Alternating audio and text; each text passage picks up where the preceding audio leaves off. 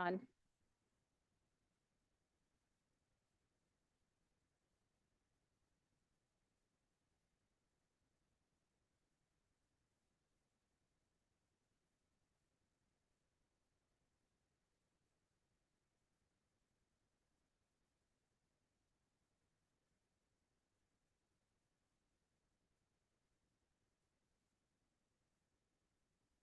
So we're good?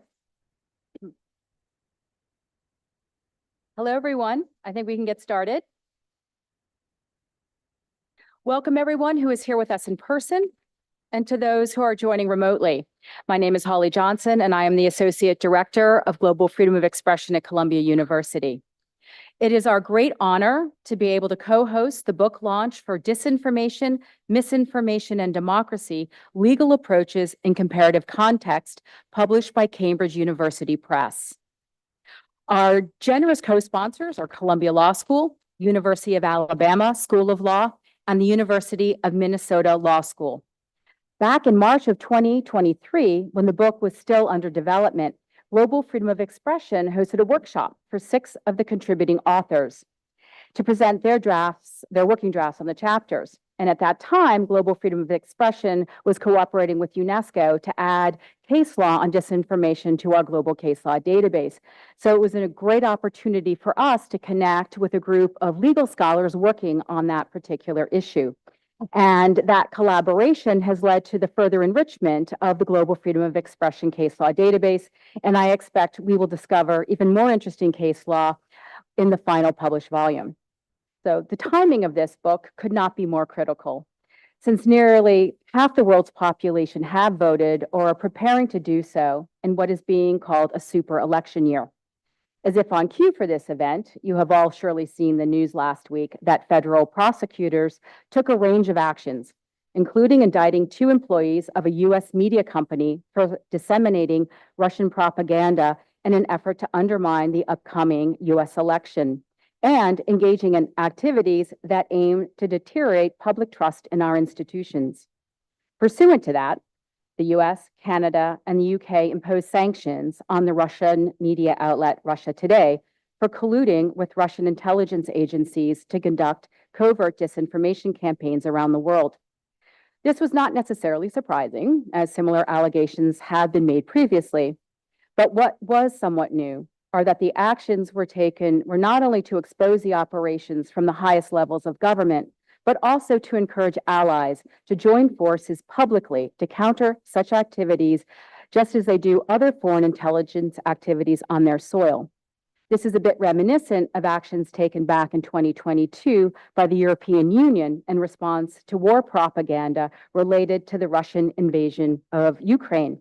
And that subject is covered by András Koltay in one of the book's co-editors in his chapter.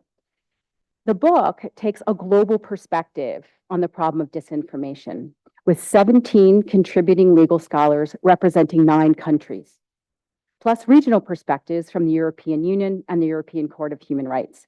The focus is squarely on how disinformation is undermining democratic governance, and it speaks to how nations with a shared constitutional commitment to democratic self-government can reinforce the democratic political process. That democratic process relies on freedom of speech to facilitate the creation of public opinion. In the current context, however, while falsehoods flood the public sphere and we navigate the world of alternative facts, speech protections need to be balanced with reining in destabilizing falsehoods. One key impact of the new technologies is the loss of what Robert Post in his chapter refers to as epistemological authority. In many parts of the world, including the US, citizens have lost trust in institutions and the news media and professional expertise or experts. And without trust in a common form of authority to seek truth, the public cannot discern fact from fiction. As one of our panelists, Andy Tucker, has written, so much of the debate today is about what truth looks like and who gets to define it.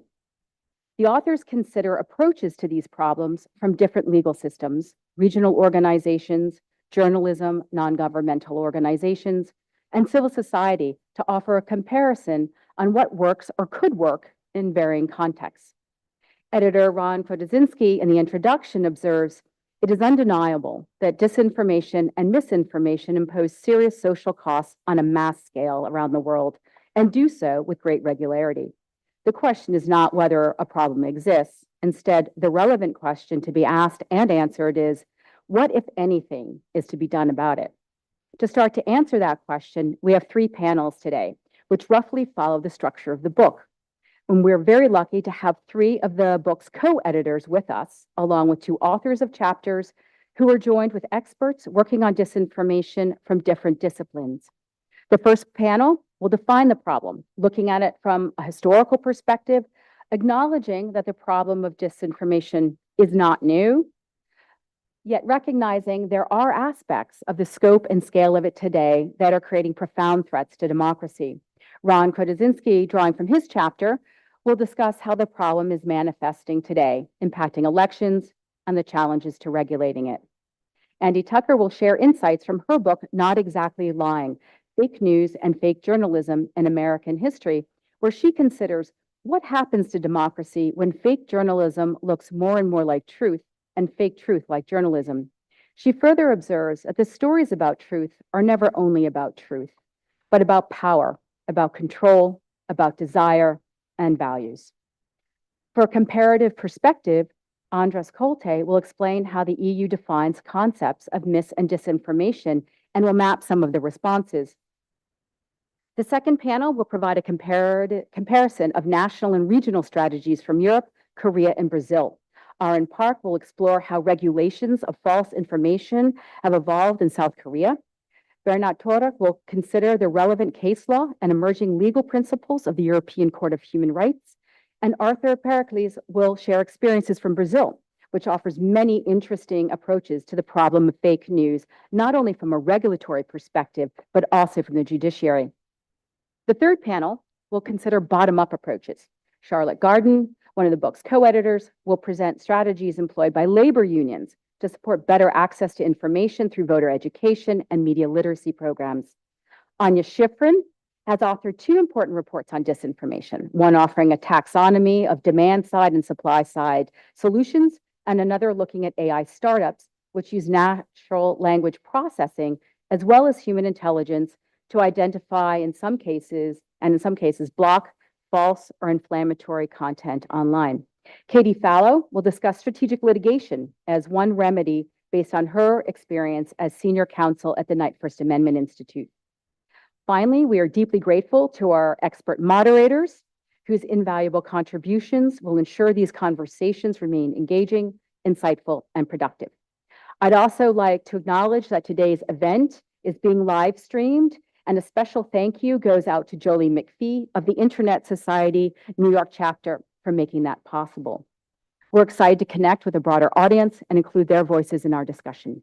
So now let me introduce the moderator of the first panel on framing the problem. David Posen is the Charles Keller Beekman Professor of Law at Columbia Law School. David teaches and writes about constitutional law, information law, and nonprofit law, among other topics. He has also edited 2 volumes for Columbia University Press, one on transparency in 2018 and one on free speech in 2020. He has also been a semi-regular contributor to the Balkanization and Lawfare blogs. In 2019, the American Law Institute named David the recipient of its Early Career Scholars Medal, which is awarded every other year to outstanding early career law professors whose work is relevant to public policy and has the potential to influence improvements in the law. Notably, he was also a visiting scholar at the Knight First Amendment Institute at Columbia. I hand the floor to David. For that great introduction. And it's an honor to be moderating this distinguished panel. I'm going to give very brief introductions. For more about our panelists, you can refer to the program, and then turn it over to them to give opening remarks. Then I'll pose a few questions to get us going and open up to you, the room, to continue the conversation. So to my immediate left, we have Professor Andy Tucker, who is the H. Gordon Garbedian Professor at Columbia Journalism School, and as you heard from Holly, author of the prize-winning Not Exactly Lying: Fake News and Fake Journalism in American History. To her left, we have Professor András Koltay, who is the research professor at the University of Public Service in Budapest and Professor of Law at the Pázmány Péter Catholic University in Budapest, and along with Professor Krotoszynski, a co-editor, and Professor Garden, co-editor of Disinformation, Misinformation, and Democracy. And finally, we have Professor Krotoszynski himself, who is the John S. Stone Chair at the University of Alabama School of Law. It's an amazing group who've collectively produced some of the leading works on this topic. And I'll turn it over to you, Professor Tucker, to get us going. Is that on? Okay. Hi. Thank you for all for coming. I'm delighted to be here to talk about fake news. Well, not delighted to talk about fake news, but delighted to talk to you. We all know that scholars make a distinction between disinformation, which is intentionally false, right, and misinformation, which is unintentionally false, and distributed in good faith. But when you look at the first 200 years of American journalism, from the first American newspaper in 1690 until near the end of the 19th century, the dominant modes then are what you might call semi-information and uninformation. When newspapers were a dog's breakfast, there was some current intelligence, but also fiction, poetry, hoaxes, tall tales, errors, partisan spin, news posted under the frequent headline, important if true. The subtext there, of course, is, well, if it isn't, no, never mind. No one expected that everything they read in a news publication was true. And it's worth taking a look at how those modes evolved, how they came under challenge, and by whom, which might tell us something about the current emergency when readers tend to assume that anything they read in a news publication is fake. So the place to focus is the late 19th, early 20th centuries, the social, cultural, and political turn away from romanticism toward realism, scientific method, objectivity, professionalism, in a number of intellectual arenas like law, medicine, historiography, librarianship, and yes, journalism. The turn toward professionalism in this era is a huge topic. So for obvious reasons today, I'm going to focus on the varying responses to the introduction of three new communications technologies of that era: photography, moving pictures, and radio. And like most new communications technologies that have come along, they were grist for both idealistic experimenters and insidious exploiters. The relation of photography to journalism unfolded slowly. It wasn't technologically or economically feasible until about 1880 to print photographs in a daily newspaper. And photo illustrations took a while after that to catch on. But you could go to a photography studio and have your portrait done with what people assumed was breathtaking realism, a new way of carving a slice of life out of the world and preserving it. Or not. In the 1860s, a photographer named William Mumler began selling what he called spirit photographs. He would seat you in a chair and he'd take your likeness in the ordinary way and go back in the shop and to develop it in the darkroom. And when he came back out, you would see yourself sitting in the chair, but you'd also see a thin, ghostly image of another person hovering over your shoulder, an image that Mumler told you and you probably really wanted to believe was your dead mother, your dead husband, your dead brother. He didn't even know how it happened, he said. Somehow the spirits could reflect their own light. And not everyone's taken in, and his fellow photographers denounced him as a fraud, but many people wanted to believe. And toward the end of the 19th century, photographers were becoming more and more flexible about photographic reality. They retouched and reworked their supposedly realistic images with darkroom techniques, proto-Photoshop. And the word that many photographers used to describe their efforts was faking. They used that word and they used it favorably. People love it when we fake. People pay for the pictures they want. We should just give them what they want. We'll fake whatever.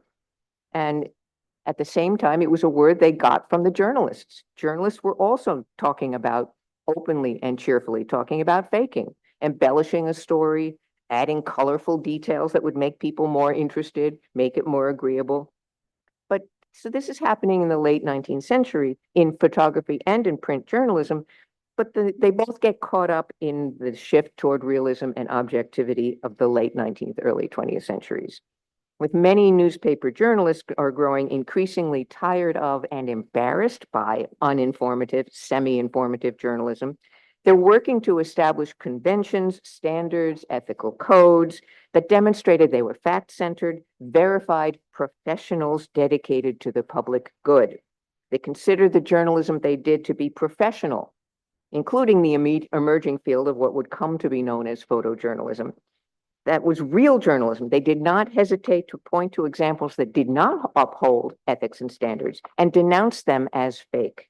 They certified their own status. The responsible journalists and photojournalists certified their own status by differentiating themselves from the ones who faked, by policing their new profession. So that's one pattern of response you see to a new technology, peer review. Some practitioners claim the right and they assume the obligation to oversee their own profession, to establish ethics and standards, to publicly criticize other practitioners who transgress. It's a very different experience with motion pictures. Also coming along in the late 1890s, viewers began flocking to theaters to watch pictures that magically moved. Some of them were what were called actualities. You've probably seen them: a train coming into a station, people leaving a factory, farmer milking a cow. But there's also lots of experimentation and trick photography and jolly fooling around. Look at the cool stuff we can do. We can show you a guy taking his head off and putting it on the table and singing along with the head. Isn't that fun? But there's also stuff with a lot more ambiguous relation to truth, like the first combat films. Thomas Edison's films bring the viewer right to the battlefields of Cuba, where Cuban troops are rebelling against the Spanish occupiers in the Spanish-American War. And the films had titles like Cuban Ambush or Shooting Captured Insurgents, and were described by the filmmakers as shot on location in Cuba. And a few of them were, but motion picture cameras of the day were enormous, and they were huge and clumsy and difficult to carry around, and they worked only in the daylight and fair weather. And it was plain dangerous for camera operators to try to go on a battlefield with these big, enormous machines and follow around the action without getting their own heads blown off. So the rousing scenes of combat that people were flocking to the theaters to see, the flags waving, the guns firing, the horses charging, those were actually fake battles staged in the hills outside West Orange, New Jersey, right across the river, featuring New Jersey National Guard troops dressed up as insurgents. So with moving pictures, entertainment and reality grow up together. The lines are very blurry between what's supposed to be real and what isn't. And even though some of the films about the Spanish-American War could have been qualified as documentary films, they were not seen as part of the information system known as journalism. And there wasn't much pressure from anybody to clarify the boundaries, to stake out a professional ethic. There was that differentiated the real from the fake in the ways that the newspaper and photojournalists were doing around the same time. So that's another pattern of response to a new technology. Let the marketplace handle it. People will see what they want to see. Producers will produce what they want to produce. If people are willing to pay money for entertaining fakes, that's just fine. That's what capitalism is all about. The third of the new technologies was radio, which followed yet a different path. Around the beginning of the 20th century, radio is still known as the wireless, and the airwaves are completely unregulated. It's Wild West territory. Military and corporate interests are jockeying for control, and a new breed of amateurs and tinkerers known as hams were there too. Most of them are young men who take pride in building their radio set in the garage, and they use it to create all sorts of chaos and mischief in the airwaves. They interfere with military transmissions. They use fake identities to send fake naval orders. They blast out false distress signals. Young men darting into the ether, pulling elaborate pranks, melting away again to snicker with their comrades over their feet. Does this sound familiar? But the last straw comes in April of 1912, when somebody broadcasts a message telling the waiting world that everyone on the great passenger ship Titanic was safe and coming home. That's, of course, not true. 1,500 people died when it sank in the North Atlantic. And it's not clear who did it, or whether it was an error or a mistake or malice, but public fury demanded that something should be done. And the whole thing led to Congress's first comprehensive attempt to regulate the airwaves. The new Radio Act of 1912 required all radio operators to have a license and included stiff fines for anyone who sent false or fraudulent signal, call, or other radiogram of any kind. In other words, America's very first attempt to regulate the weird, messy, invisible realm called the ether included a provision specifically giving the government the right to at least try to outlaw fake news. Though as radio flourished, it presented the government with more and more challenges, like what to do about the radio preacher named Fighting Bob Schuler, who in the 20s and 30s was telling his huge audiences things like the last 3 presidents who were assassinated, that was done by the Catholic Church. So each of these 3 new technologies generated responses that were new. In photography, practitioners essentially invented the profession of photojournalism by claiming the right to set the standards of truth and accuracy, to police those of their colleagues who transgressed, and to essentially use professionalism to stamp out faking. Moving pictures, even though they theoretically had the capacity to document the world even more realistically than still photography could, nonetheless aligned themselves with the world of entertainment and committed their fortunes to the marketplace. And the ethereal world of radio seemed to hold so much power that it cried out for regulation, even though it was hard to agree on what should be regulated, by whom, and how. So what do we do now about disinformation, misinformation, and yes, the lingering semi-information and uninformation coming from the newest and most powerful communications technology yet? Well, historians don't have to solve problems, they just describe them. So I'm going to leave that up to you. Thank you. All right. Thanks, Professor Tuck, with the great framing remarks. Professor Koltay. Thank you. So, hello everyone. Holly used past tense in her opening remarks about our book having been published by Cambridge University Press.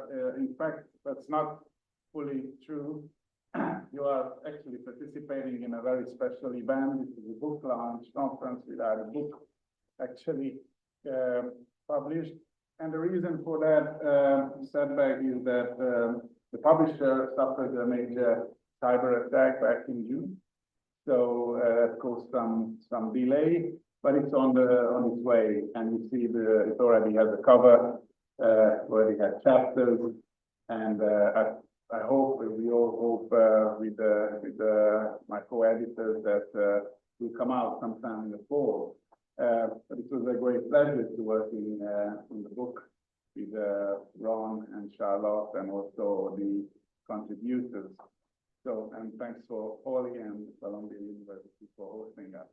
I'd just like to talk very briefly about the European Union initiatives on the regulation of disinformation, because I think it is something that is interesting from an American perspective. Obviously, the approach by the EU or European countries generally are completely different than the one you have here in the US under First Amendment jurisprudence. The first legal tool I'd like to mention is the Code of Practice on Disinformation.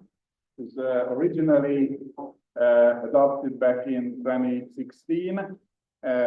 In 2022, a new version, which is titled the Strengthened Code of Practice on Disinformation, was adopted. This is a... Oh. All right.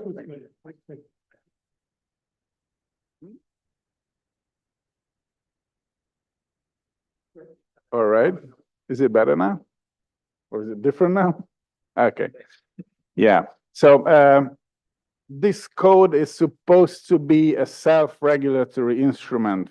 Formally, it is all the major technological companies, Americans included, signed up for this code, which includes in its newer version 44 commitments and 128 concrete measures in several areas like demonetization of disinformation, transparency of political advertising, ensuring the integrity of online content services, protection of the integrity of these services like social media, video sharing platforms, so on and so forth, empowering users through several media literacy initiatives, and many others. Actually, even if it looks like a self-regulatory instrument, it's more like a co-regulatory regime. The European Union actually promised to enforce, the European Commission promised to enforce these codes, and those companies who just want to leave the code are threatened by the using of other more concrete legal instruments. For example, when Twitter was taken over by Elon Musk immediately left the code, and the vice president of the European Commission threatened him with some legal consequences. Now a procedure is going on, so we don't know whether this threat will be actually a serious one or not.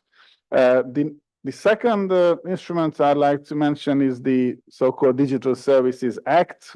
It's not an act, it's a regulation, but the title says it's an act, but the European Union is not allowed to adopt any acts. They just like to use the words for whatever reason. So this was adopted in 2022, and it became fully applicable this year, February 2024. It does not regulate directly disinformation, so it does not introduce new speech bans. There are some countries in Europe which actually did that. Lastly, the United Kingdom, in the recent Online Safety Act, introduced a new speech ban on the publication of false information.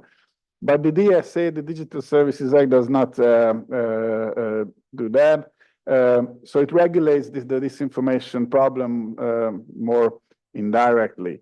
It has a so-called notice and takedown procedure in place, which means that all the platforms are required to take down users' content if they are notified that something that is illegal just have been published in their services.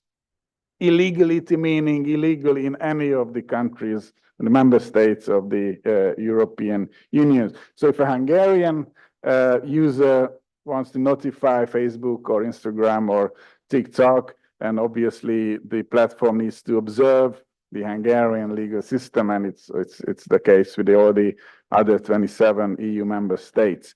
But it's only applicable to illegal content, and most disinformation is not formally illegal. The other important feature of the DSA regulation is that it leaves open the possibility to introduce private speech regulation. All the major platforms actually does that through their terms of services or private speech codes, and they exercise their rights to police speech without any legal guarantees and outside of the legal system day by day. And if they want to, they can step up against disinformation as well, but they are not required to do that. And the fourth feature of the DSA regulation is its newly introduced risk mitigation and risk management rules, which is, in my opinion, is the secret weapon of the European Commission. All the major platforms need to assess whether their activities are risky or not. They have to assess all the rising risk which are related to their activities on minors, on public health, on electoral processes, on civil discourse, on fundamental rights, so on and so forth. And if they find something that needs to be managed, then the European Commission would be happy to oversee this risk mitigation process. It happened first early this spring when we had the European elections, European parliamentary elections in the spring, and the European Commission, before the election period, before the campaign period, published guidelines, which is a soft law instrument. Guideline was, the full title was Guidelines for Providers of Very Large Online Platforms on the Mitigation of Systemic Risks or for Electoral Processes. And this is a 15 pages long document, not legally enforceable. It's a soft law instrument, but the wording refers to duties in inverted commas, so similar to legal obligations. And we are waiting for the assessment from the European Commission to see whether they found the platforms to be in line with the guidelines or not, and whether they want to apply some sanctions against the platforms or not. And just one more thing, a completely different issue is the banning of the Russian broadcasters back in spring 2022. Oli already referred to that as well. I say it's a completely different matter because it is fully outside of the media regulatory system or the platform regulatory system of the European Union. The European Council, the European Commission jointly decided that Russian broadcasters need to be banned, not only traditional broadcasting, but also their online equivalents. But no media regulatory instrument is visible behind this decision. It was obviously in the context of the Russian-Ukrainian war. But it's still remarkable and interesting because this was the first time a media broadcaster was banned after the fall of the Iron Curtain back in 1990. So that's the brief introduction to EU law on disinformation. In my chapter, I raised some critical points. I think the approach of the EU should be and can be criticized, not only from a First Amendment perspective, but also from a European free speech perspective. And if we have some time for this discussion, I would be happy to raise some critical remarks. Thank you very much.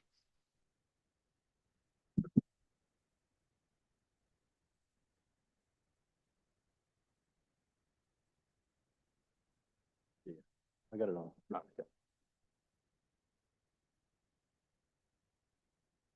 All right, I guess I'm batting cleanup. And I think we've had a great sort of opening frame. Andy's comments show us that the problems associated with disinformation and misinformation are not new ones, right?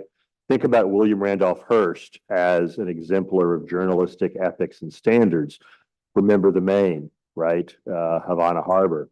So, and if you go back to the early years of the Republic, when the Federalists and the Democratic Republicans, led by John Adams and Thomas Jefferson, were battling each other with fervor and vigor, all sorts of disinformation and misinformation circulated freely. Hell, go back to the Roman Republic. Julius Caesar actively used disinformation in fighting for supremacy against Pompey the Great, and Pompey the Great answered in kind.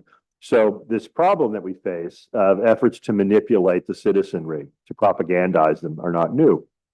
The difference, as Robert Post's chapter points out, I think pretty persuasively, is that the ability to disseminate on a vast scale costlessly disinformation and misinformation has been greatly, exponentially increased with things like social media platforms like X, /Twitter, and Facebook. And I'm a child of the 80s. I remember Soviet propaganda. There was a fellow named Vladimir Posner Jr. I was just checking, he's still with us, he's 90. And he hung out with Phil Donahue and was an apologist for the Soviets government. And I remember, you know, as a high school student and a college student, learning about Leon Trotsky. Trotsky who, Trotsky what, right? Pictures would literally be manipulated by erasing him from the historical record. And so I always sort of looked at the Soviet Union in the 80s, and I guess today too, to some extent, as a government that used the media aggressively to try to sort of spoon feed its populace about what to think and indeed even how to think. I mean, one could lean in on George Orwell's 1984. And American First Amendment scholars of the press, and I guess I'll start by mentioning David Anderson, his Origins of the Press Clause article in 1983, makes it very clear that our framers, Madison and friends, believed that the press, the Fourth Estate, had an absolutely critical role to play in operationalizing a process of democratic self-government.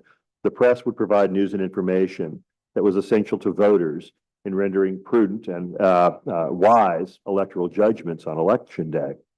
These thoughts are echoed in the writings of Dewey, Thomas Jefferson, and perhaps most famously, Alexander Meiklejohn in Free Speech and Its Relation to Self-Government, 1948.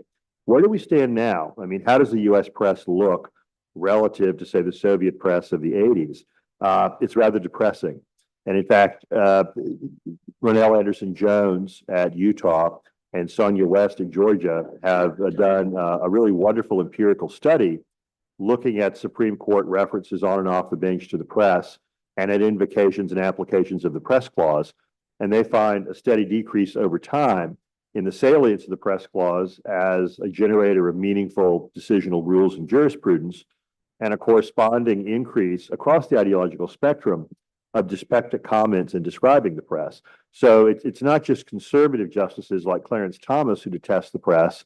Progressive jurists use very negative language as well. Everyone on the current court seems to view the press as a nuisance and a bother, not as an enabler of democracy.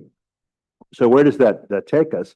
Well, if we really believe in democratic self-government, it takes us by a rather quick, direct route to a pretty bad place. Look at OAN, Fox News, Newsmax. We have channels that are propagandizing the American population.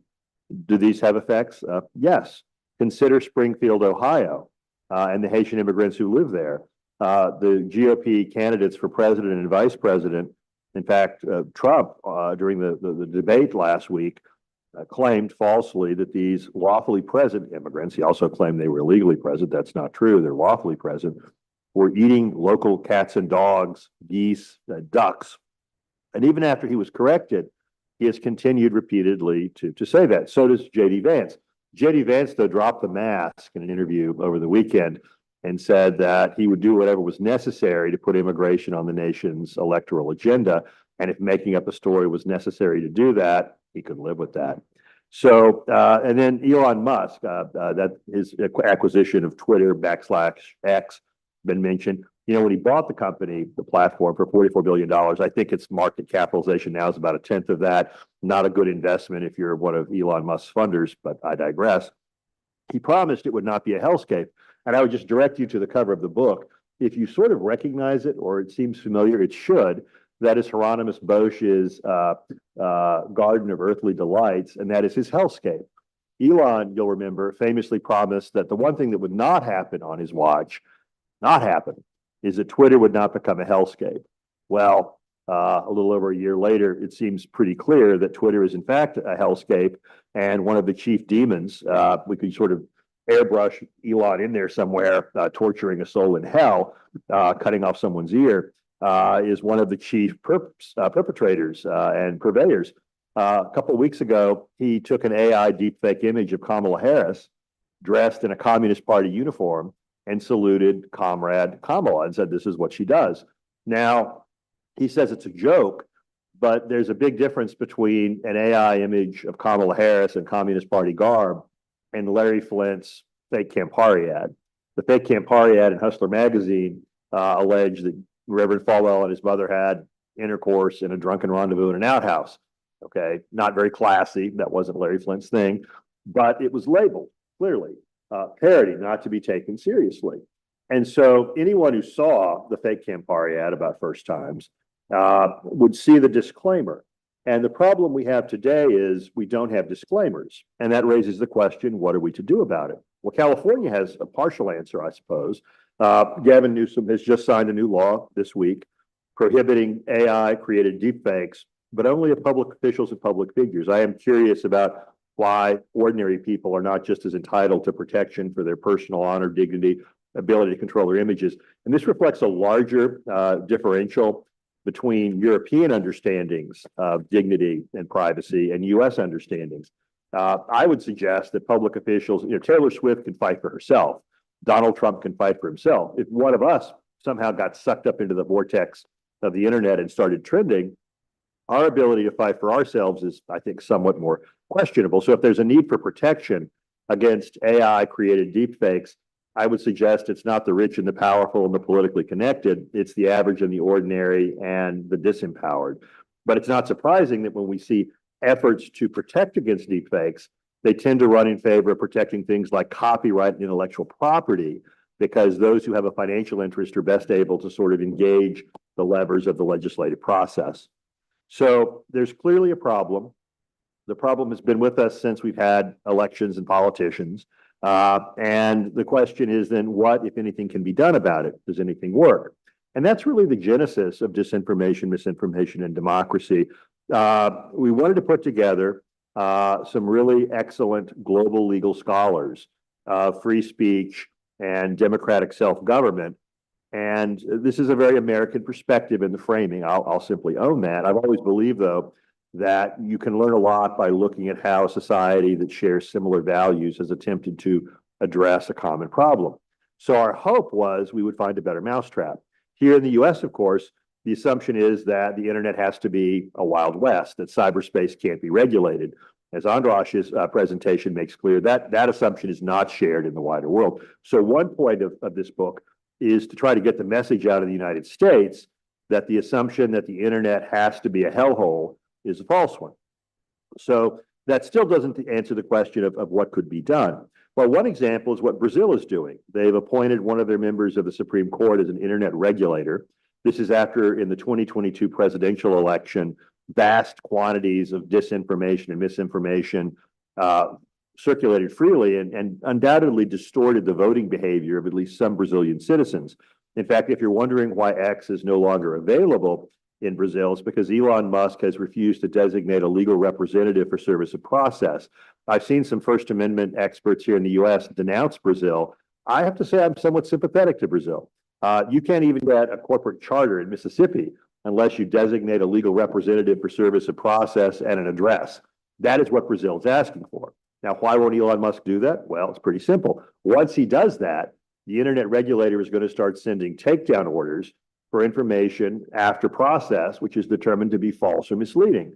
And these orders are appealable to the full Brazilian Supreme Court, and they aren't enforceable ultimately against Twitter, X, unless the Supreme Court of Brazil ratifies the internet regulator's judgment.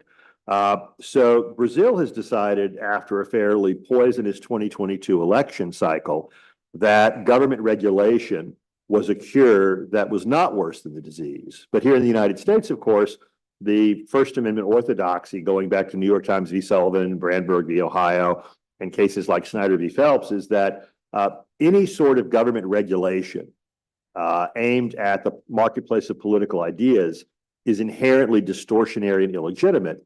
What our book shows and what our contributing authors demonstrate with convincing clarity is that many democratic polities believe that government regulation can be part of a solution rather than an additional problem, that in fact, the cure is not worse necessarily than the disease. So what are these vectors of intervention? Well, government regulation is one of the first, and the EU is aggressively regulating, Brazil is regulating, South Korea has regulated. The one thing I learned, and I'm embarrassed to say I didn't know it, but how do you know unless you ask and look? In Chile, for example, they've had statutes on the books against the distribution of fake news since the 1920s. The Pinochet dictatorship used these laws aggressively to silence dissent and to try to maintain power. But after Pinochet falls, what happens? Do you repeal the law or do you keep it on the books? The democratically legitimate government of Chile kept it on the books. Why?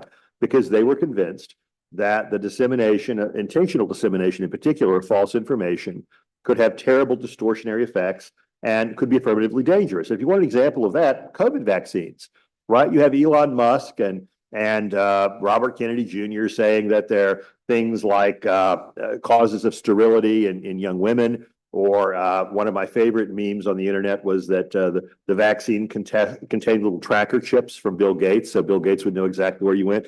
The irony there is if any of you have one of these things, you have a tracker chip. There's no need for a James Bond kind of chip to be inserted in your body, because if you're carrying a SIM card, even if the phone is powered off, you're trackable. But these led to a decrease in uptake of vaccine, which resulted undoubtedly in more sickness, more long-term COVID, and more death. So the idea that there's no social cost to the free circulation of false information, of disinformation and misinformation, is empirically falsifiable. And government regulation is one way to respond. What are other possible responses? Well, self-regulation by the press, or regulation by eyes raised eyebrow, interventions of the sort like the Press Council in the United Kingdom, where the press creates a mechanism for complaining about information that's believed to be false and deceptive, and a mechanism for having that information corrected or taken down. And then a third possible vector of intervention, non-governmental organizations and civil society organizations, knowledge institutions like this university or think tanks, labor unions, churches. I grew up in Mississippi and benefited tremendously from the work of the SCLC. Well, we say SCLC, what does that stand for? Well, it stands for Southern Christian Leadership Conference. It was an organization of Protestant Black ministers and others who organized grassroots efforts to take down apartheid in the states of the former Confederacy. And so it was an organic, community-based effort to seek, and which did seek and successfully obtain, a remaking of society in states like Alabama, where I teach. And a combination of federal judges, I should probably mention, I clerked for Frank Johnson, who handled a lot of fairly important civil rights litigation in the 50s and 60s. He desegregated all of Alabama's public institutions. He issued the injunction for the Selma to Montgomery March. He reformed Alabama's voting rules. So we have examples, multiple examples: the civil rights movement, the women's suffrage movement, the anti-abolition movement of grassroots organizations organizing the community to contest widely accepted truths that they had come to believe were false, such that all people should not have equal dignity and citizenship, or that women shouldn't be full and equal citizens, or that Black Americans shouldn't have a full measure of equality and dignity and citizenship. So these are the three vectors of analysis. And what does the book find? I wish I had better news. There is not really a clearly better mousetrap. What one finds is that even in countries like Germany, which have their network law and try very aggressively to police disinformation and misinformation, information of this sort still seems to circulate fairly freely. When I was growing up, there was a game called Whack-A-Mole, like at the Chuck E. Cheese pizzeria, and you took a big plastic mallet and a mole would pop up and you would whack it. And in many ways, so you take X down in Brazil, does that mean that Brazil doesn't have misinformation and misinformation circulating? No, it circulates on other platforms. And it's possible, I suppose, to create a system of internet censorship that can react in real time dynamically. China has done that, but China's approach to internet regulation is one that I would have grave concerns about adopting, and which no democracy has or is even talked about adopting. So when you look at regulation and you look at countries that have taken the most aggressive steps, one finds that the problem remains. Is it better or worse? That's an empirical question, and I think the jury's still out on that. But here in the United States, we at least ought to think about whether regulation might do more good than harm, and look at foreign examples of regulation to see which models and modalities of regulation seem to do more good than harm. Self-regulation, regulation by a raised eyebrow, there's nothing wrong with the press and social media platforms taking greater responsibility. That's one of the tragedies of Elon Musk taking over X as well. Prior to his becoming the new editor-in-chief of Twitter, they actually had significant resources committed to identifying false information and removing it from the platform. Once he took over the company, he fired virtually everyone associated with this. And it was criticized, to be fair, by a lot of GOP politicians as an effort to censor conservative speech. Well, if your conservative speech is a vice presidential candidate lying about Haitian immigrants eating, Fluffy the cat, then I would suggest that censorship is probably in order. I mean, there have been dozens of bomb threats in Springfield because of this false information. People fear for their lives. So to say that there's no social cost to J.D. Vance's little fun with a false cat meme is to denigrate the humanity and the dignity and the personhood of those Haitian lawful immigrants in Springfield, Ohio. With respect to modalities of intervention, I have to say the chapters and the interventions that struck me as most promising are also the longest term solutions. We need citizens who are media literate, who are media savvy. Finland's done a very good job of doing this, but Finland is very rich, it's very homogenous, but they have invested serious effort in K through 12 education in teaching kids how to ascertain the reliability of a news source and how to fact check the news source. What are we doing? as best I can tell, nothing with respect to media education and media literacy. And in fact, in states like Florida under Ron DeSantis, we have states that are actually turning school boards into engines of disinformation and misinformation. So if anything in the United States, we seem to be going the wrong way. What about labor unions? Well, labor unions like the SCLC could help, but labor union membership, and Charlotte can speak to this more directly later, has been on a broad decline in the United States, particularly the private sector, for generations. And in fact, there's a book, Bowling Alone, a new edition of which came out fairly recently, which laments and documents in general the broad decline of civil society and civic organizations in the US. People don't belong to the ABA anymore. They don't belong to the Elks. They don't go bowling on Thursday night. These communities have high levels of trust by the people who belong to them. And so, for example, with COVID vaccine uptake in the Mississippi Delta, who was most efficacious at getting people to take the jab? Wasn't Tony Fauci. You could run Tony Fauci day and night. Wasn't Michael Jordan. You could run him day or night. The uptake didn't change. Who was efficacious? Who was persuasive? Medical professionals working in clinics in the Mississippi Delta who had pre-existing relationships with their patients. When your doctor or your nurse says, this is not Tuskegee 2.0 or 3.0 or 10.0, and they explain that the health benefits greatly exceed the health risks, people say, okay. So one of the problems we see with correcting disinformation and misinformation is that depending on the source, and if it's a mainstream media source, even the Wall Street Journal or Fox News, people cling to the falsity and tie themselves to falsity's mask with greater alacrity and stronger rope. So even today, 2/3 of GOP voters believe the 2020 election was stolen. They believe the big lie. And I thought maybe they're sort of joking. They're not. They sincerely believe that the 2020 election was stolen by that nefarious Democrat sympathizer, Brad Raffensperger, the Secretary of State of Georgia, and Brian Kemp. It's ludicrous. But how do we have a democracy in which 2/3 of one of the major party's members believe that Joe Biden is not the legitimately elected president of the United States? Right now, I just saw a very troubling and sad survey data. It seems like a good survey that 52% of GOP voters believe that the Haitian immigrants in Springfield, Illinois are in fact eating cats, dogs, geese, ducks. 52%, a majority. How can this be? And then the question I think we have to ask ourselves, and what the balance of this day will sort of investigate, how do we operate a mass participatory democracy with poisonous information markets in which people believe patent falsehoods in great numbers and vote accordingly?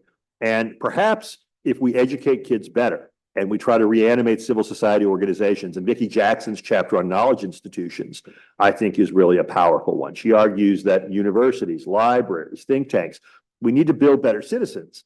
But people have said we need better citizens going back to Thomas Jefferson and Dewey and Meiklejohn. And unless we're prepared to do something along those lines, I don't see a clear path forward. The other thing is that's a long-term game, right? You're talking about building a citizen who's 15 right now who will be a more sensible and savvy voter at 35. What do we do about the people who are out of high school, the people who are 21 into their 70s and 80s, who are watching Fox News or OAN or Newsmax and who are, concerned about the cats of Springfield, Illinois? I'll stop there, but say that comparative law can yield important insights into common problems. And the United States would benefit not only in this area of free speech law, but more generally, if we were at least open to considering the way other societies have sort of struck the balance between government as regulator and enhancer of speech and government as censor and oppressor of speech. I'll stop there. Great, thank you for those powerful framing remarks.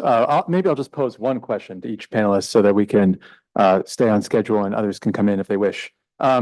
So going in order, Andy, you have this helpful three-part taxonomy of historic responses to fake news concerns. We have laissez-faire, we have industry self-regulation, and we have government regulation.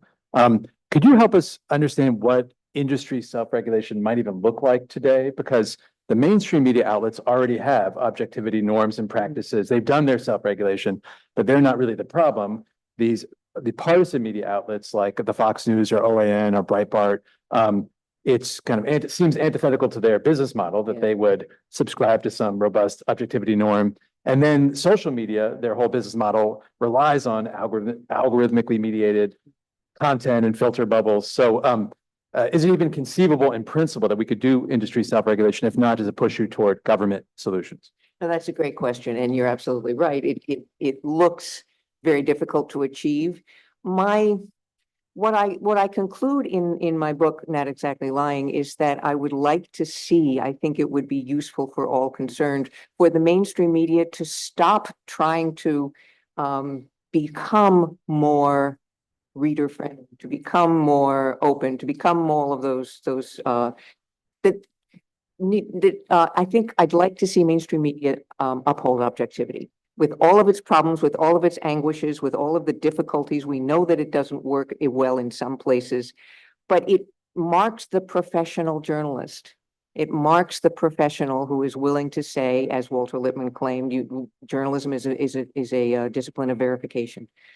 What I see that is really troubling is that organizations like Fox News, like OAN, like Breitbart, they all say we are objective, we are truthful, we're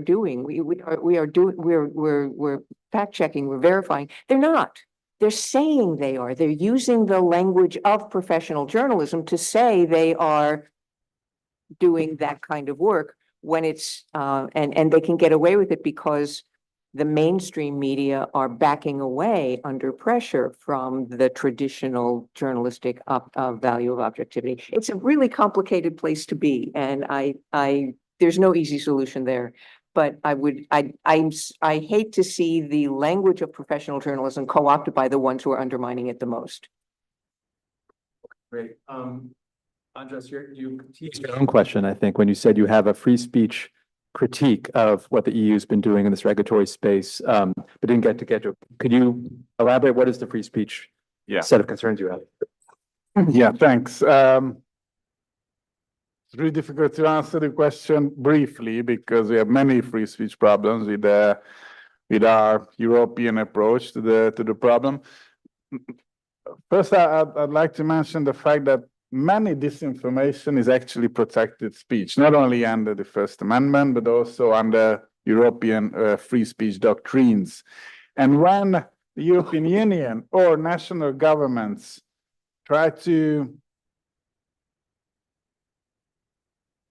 put some burden on the shoulders of the technology companies, just to do something against the problems, they never really mention this issue that some of, or most, or actually, in my opinion, most of the content that can be labeled as disinformation is actually protected speech under constitutional free speech doctrines. And then the problem is that governments and the European Commission really try to enforce and try to use the platforms as proxies in this censorship process. And the platforms do not have a legal obligation to differentiate between protected speech and unprotected speech. So speech that is really free to regulate and speech that needs to be protected. And this is all under the European Union's approach. This is all legally allowed because the law, the DSA regulation only only wants the illegal content to be taken down by the platforms, but on the other hand, it also allows for private regulation. So that is, I think, the main problem. The second problem, and it's very related to this issue, is that it's not the governments, not the courts, not government agencies, but mostly private companies that are the technological platforms, social media and video sharing platforms are the arbiters of freedom of speech issues. And it's the same in the European Union and Europe, and it's also in the US. So even if we have extensive regulation, extensive platform regulation in the EU, actually this private regulation by the platforms are much more influential, and they are obviously take down content that is not illegal, but maybe it is against the terms of services or breaches their private speech codes. And this is not something that is really discussed in Europe, and I find it a problem. I agree with Ron that regulation is something that can be used. The UK were not shy in that, and they introduced this false communication offense. I just look for the exact wording of the text in the Online Services Act, Online Safety Act, sorry. So false communication is now a criminal offense since the enactment of this new UK legislation.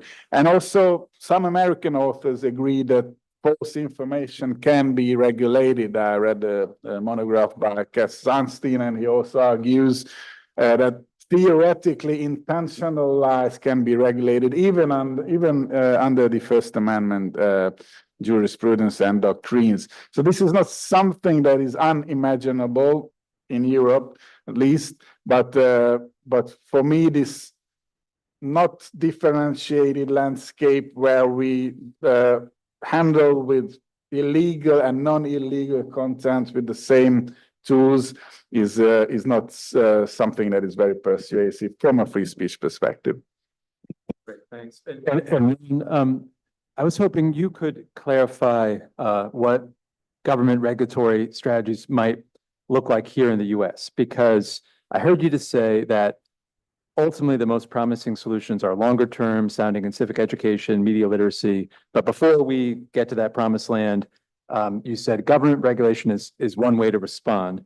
But the examples you cited from Brazil and Chile would, I assume, run afoul of First Amendment law here. So what did you have in mind when you suggested government regulation could help here, and what could be done consistent with First Amendment case law? Well, I think you're exactly right, David. Deposit that the First Amendment poses very serious, particularly with the current court, poses very serious legal impediments to a regulation of the sort like Germany's network law or Chile's law or the EU regulations. That said, let's sort of think about this in terms of Fred Schauer, who just passed away, an iconic First Amendment scholar, his iconic article on the boundaries of the First Amendment. What Schauer tells us is, well, if I say false things about a drug, I'm subject to civil and criminal penalties. And if I sell securities or have an IPO that doesn't have mandatory language or that has false information, I'm subject to liability. Same thing too with commercial credit offers. There are mandatory disclosures, the so-called Schumer box. You don't do that, you're subject to civil and criminal liability. So the idea that speech and false speech are not regulated in the US is not true. But what differentiates regulating RX claims, IPOs, and credit offerings, and whether lower taxes for corporations benefit all Americans? Well, empirical falsifiability. However, the claim that cats are being eaten in Springfield is empirically falsifiable. And the problem, I think, and it relates to something Post writes about, is that when you have someone like Donald Trump or Boris Johnson or Bolsonaro disseminating false information intentionally in a political context, how do you regulate a purveyor of disinformation when they're the leader of a major political party in the middle of an election cycle? The supporters of that party and that candidate, even if they are willing to concede after a few beers that the false speech is false, are never going to tolerate having their candidate, their team, regulated in that way. And so in an era of extreme polarization and tribalism in our politics, it's hard for me to imagine a regulation of political speech and political falsehoods that would achieve widespread bipartisan agreement just in the design. And then even if you could design such rules, and how do the Europeans, how do these things look? Well, for one thing, they tend to target, and András was just talking about the UK. In the UK, it's not illegal to speak falsely. It's illegal to intentionally speak falsely. And most of these regulations have a scienter or knowledge requirement. And in the US, with a crime, you'd have to prove that beyond a reasonable doubt. But the problem is, if J.D. Vance lies about Haitian immigrants eating cats, and someone picks that up on Facebook and innocently repeats it, maybe J.D. Vance, if we could figure out a way to overcome the political economy problems, could be prosecuted.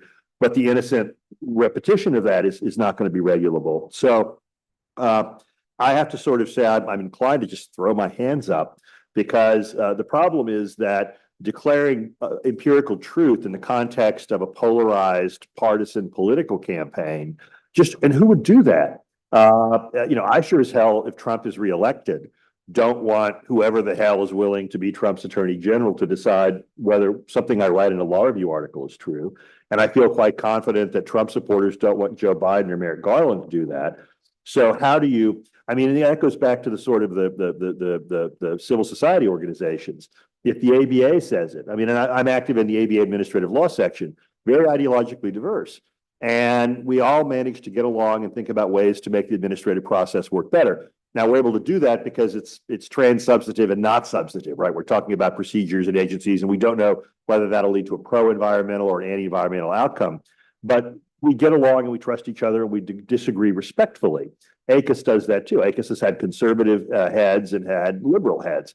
How do we generalize that kind of community where there's some degree of trust and mutual respect? And I think this goes to something Cass Sunstein has written about, which is the siloing of voters in echo chambers, where they don't interact with anyone who's not part of their tribe. And this also goes to the uptake of information. If someone who's out, if Rachel Maddow says something is true, a Fox News viewer is just going to not credit that at all, even if she says the earth is round and not flat. And the other thing I see as a problem, and maybe Andy could speak to this, I'm really sort of disturbed by universities and media enterprises requiring balance, both sides. So if you have John Lewis on to talk about voting rights, does that mean you have to have, I don't know, Laura Loomer come on and say non-citizens are voting in droves and we need to require a passport as a precondition to registering? It seems to me that balance, if we think of balance as meaning that if you say apartheid is wrong, you have to have an apartheid supporter on it on CNN, is a terrible way to go about trying to create greater confidence in the media. But until we figure out ways of restructuring our society to encourage interaction between people who have very different worldviews and values, I think we're doomed. No regulation is going to work in a society that's hyperpolarized. And there was an experiment here in New York City, and then I'll stop. A group tried to put together Trumpy Trumps and like super progressive people to like go to dinner and maybe go see a Mets game. And when they got together initially, it was all great. But after a few beers, all hell broke loose and they wanted to kill each other. So if you can't even bring people together as part of a project to get people from deeply different political backgrounds to interact in a positive and non-confrontational way, what hope do we have for doing that on a mass scale across a country of over 330 million people? I guess I'm pretty depressed. Okay, so let's bring you in. We have a little bit of time for questions. And would you mind just saying who you are? Holly has the mic. Ricardo Gandur. I'm from Brazil. I'm a journalist, researcher, and a former visiting scholar of Columbia Journalism School a couple of years ago. Well, many things to comment about Brazil. I think you are very updated on what's happening there. But I'd like to underline just one thing. It's important to all this debate. We can talk more later. But it's a false dilemma between claiming for regulation and being anti-liberal. Wow. This is not claiming, if I claim for regulation, this does not mean I'm anti-liberalism. The government must regulate many things in the society, and we live every day with that. But what is happening in Brazil, it's in all the world, of course, but it's the huge effect of the big tech platforms doesn't assume themselves as media companies. They must be regulated, but they must moderate content. What they don't do this? Very simple, because it raises costs and lower revenues. That's the point. And just to finalize, to comment all the past and historical aspects all of you raised about being false or true. The problem today is the volume. We never had this power engine of flowing and volume that we are facing today. And that's it. Thank you. May I ask you a question? Sure. Is the Brazilian Supreme Court highly regarded? What is its popular approval rating? Because I'm guessing it must be pretty high if decisions about internet moderation by the Supreme Court are popularly accepted. Well, between us, well, the Supreme Court of Brazil, I would say sometimes, several times, they are quite of polemical, but being very frank, in 2002 elections, they saved our democracy. So we're going to save our democracy. What I personally think is they know more than we realize. Especially the Mr. Alexandre de Moraes, which became a character in our landscape. Great. Maybe if it's all right, we'll get in, because we're low on time, at least one more question.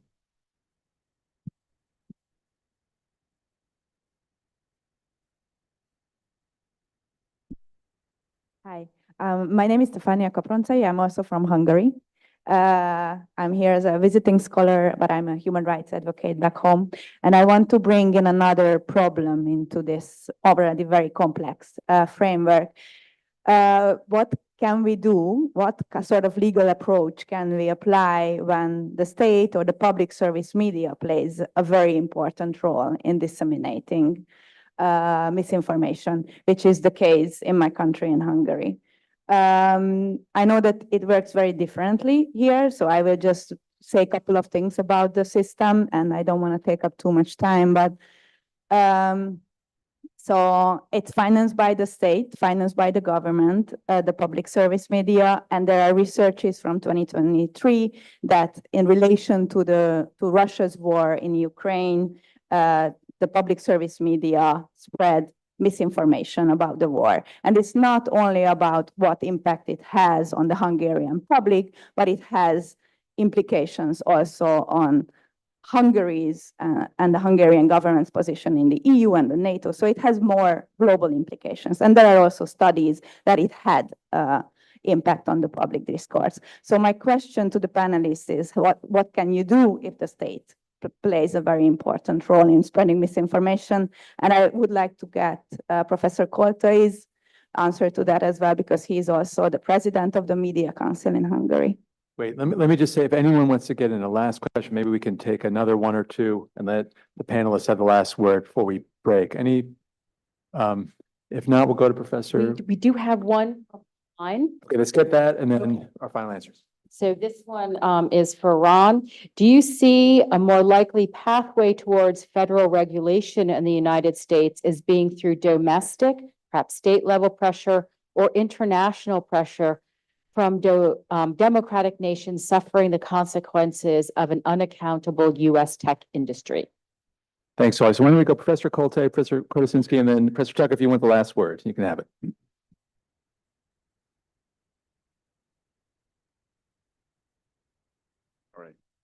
Yeah, government disinformation is obviously an important sub-issue of the disinformation problem. In my paper, I briefly elaborate on that from the perspective of the EU approach, and I find it problematic that in many cases, disinformation coming from civil citizens or civil organizations or just average platform users, and this information coming from governments or EU bodies itself are handled in the same way. So they are not differentiated in regulation, and they are not differentiated in self-regulation either. In fact, there are some regulation in the EU and also in member states or in the United Kingdom that prioritizes traditional media speech, and ordinary citizen speech are not actually protected. So I would like to see a regulation that differentiate between government disinformation and disinformation coming from citizens, and also regulation that does not prioritize traditional media, which is currently the case, because traditional media can also be a source of disinformation. It's not only public service media, but media generally. The public service media issue is also a different case, and it's not only related to the disinformation problem. The fate of the public service media it's a long story. In Hungary, it's more than 3 decades that we are struggling with the independence of public service media, and we still have a long way to go. I'm not familiar with these research you mentioned, but probably the main problem is that it's really difficult to get reliable information on that. From a regulatory perspective, and you kindly highlighted that I also work for the media authority, it's pretty easy, because the media regulation does not regulate disinformation in itself. So what we can do is just to supervise the due impartiality rules. Ron mentioned these impartiality rules are present in most European legal systems, which means that news programs should be impartial not only on the public service media, but also generally in every other broadcasters, television and radio. But our due impartiality rules are pretty free speech protective, I must say. So the media authority itself cannot police these political programs. An individual complaint needs to be submitted, and then the media authority can check whether that certain news program or segment of a certain news program was actually impartial or not. There are many other solutions to this issue, and impartiality rules are everywhere in Germany, France, United Kingdom, neighboring countries in Hungary, but mostly only in the case of traditional broadcasting. So I don't really think that it is a very effective instrument against disinformation. But on the other hand, I'm also happy that the media regulation, and it's not only the Hungarian Media Act, but also media regulatory instrument in other countries in Europe are not aimed directly against disinformation, because in my opinion, and I try to highlight some arguments for that, this would be not necessarily in line with the protection of freedom of speech under the European doctrines. Thanks. Ron, maybe just a quick answer to a very hard question. Sure. I think leaning in on international or comparative law as a officially or directly and saying let's be more like France is not a good way to get something enacted in most states or at the federal level. I recall members of the Congress objecting to French fries at one point during W's administration and wanting them to be renamed in the House Cafeteria Freedom Fries.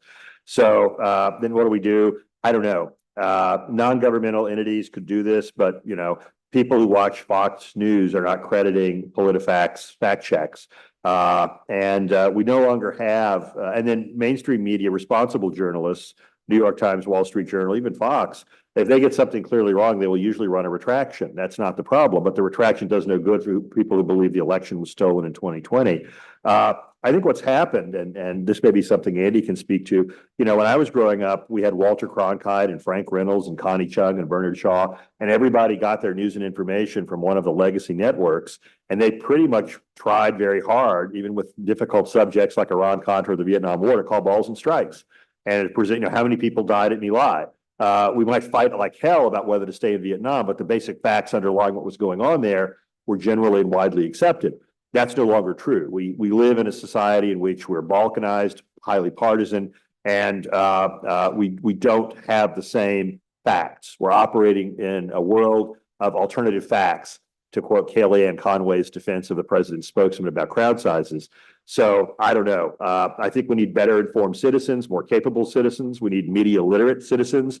We need citizens who are constitutionally literate, know what the 3 branches of government are, what the Supreme Court decisions affect on a presidential policy.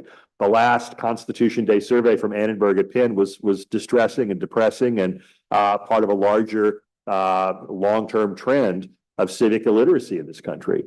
So I think the long-term solutions lie in building better citizens, but that's a very heavy lift. One quick thing on state government media. you know, it's a double-edged sword because the BBC strikes me as a pretty reliable source of news and information. So state-owned media doesn't necessarily have to be bad. I guess the question is who's overseeing the media, and that's going to lead to different results. Eduardo Bertoni's chapter on false speech by politicians in Argentina is fascinating. There's a law there that creates liability for false speech.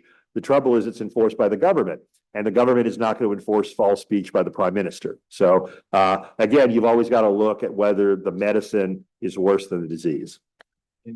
Yeah, very quickly. I want to go back to your previous question to me in your previous answer about balance. I think that the way people understand objectivity is either misinformation or disinformation. It was when it was advocated by Walter Lippmann in the 1920s, it never meant this side, done, go home. What it meant was that journalists should scrutinize their understanding, that they should it's a discipline of verification. They should find the facts. They should examine them dispassionately. They should present their best understanding of it. But what objectivity does, and that I think has given it a bad name, is that by taking an objective approach, it is saying we think there is a way that we can use the tools of investigation and knowledge to come to a reasonably fact-supported answer. There are such a thing as facts that can be agreed on, and if we lose that, that's what I'm hoping for. That a resurgence of understanding of what objectivity means would bring back that attitude. Okay, great. Let's thank the panelists for a great way to get the day started. Let's see. I think we have 5 minutes, Holly, to the. Very quick break to change out the panels, and we should all be back at 2 o'clock for the next panel. Yes, I am being reminded that anybody who is watching online, please do submit your questions. We've already received one question for the next panel, so we're queuing them up. We are watching and monitoring the chats, so send us your questions, and we'll see you all in about 5-6 minutes. Thanks very much.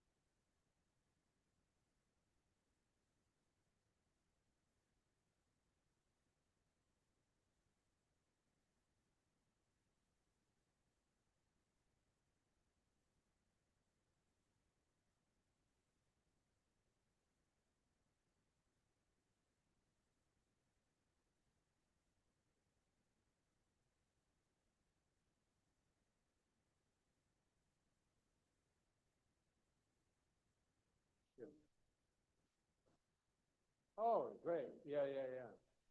Well, we haven't found it yet. Hi there. Ron? Yeah. Yes, great to meet you. Oh, I'm so sorry. Very good to meet you. Oh, I'm so sorry.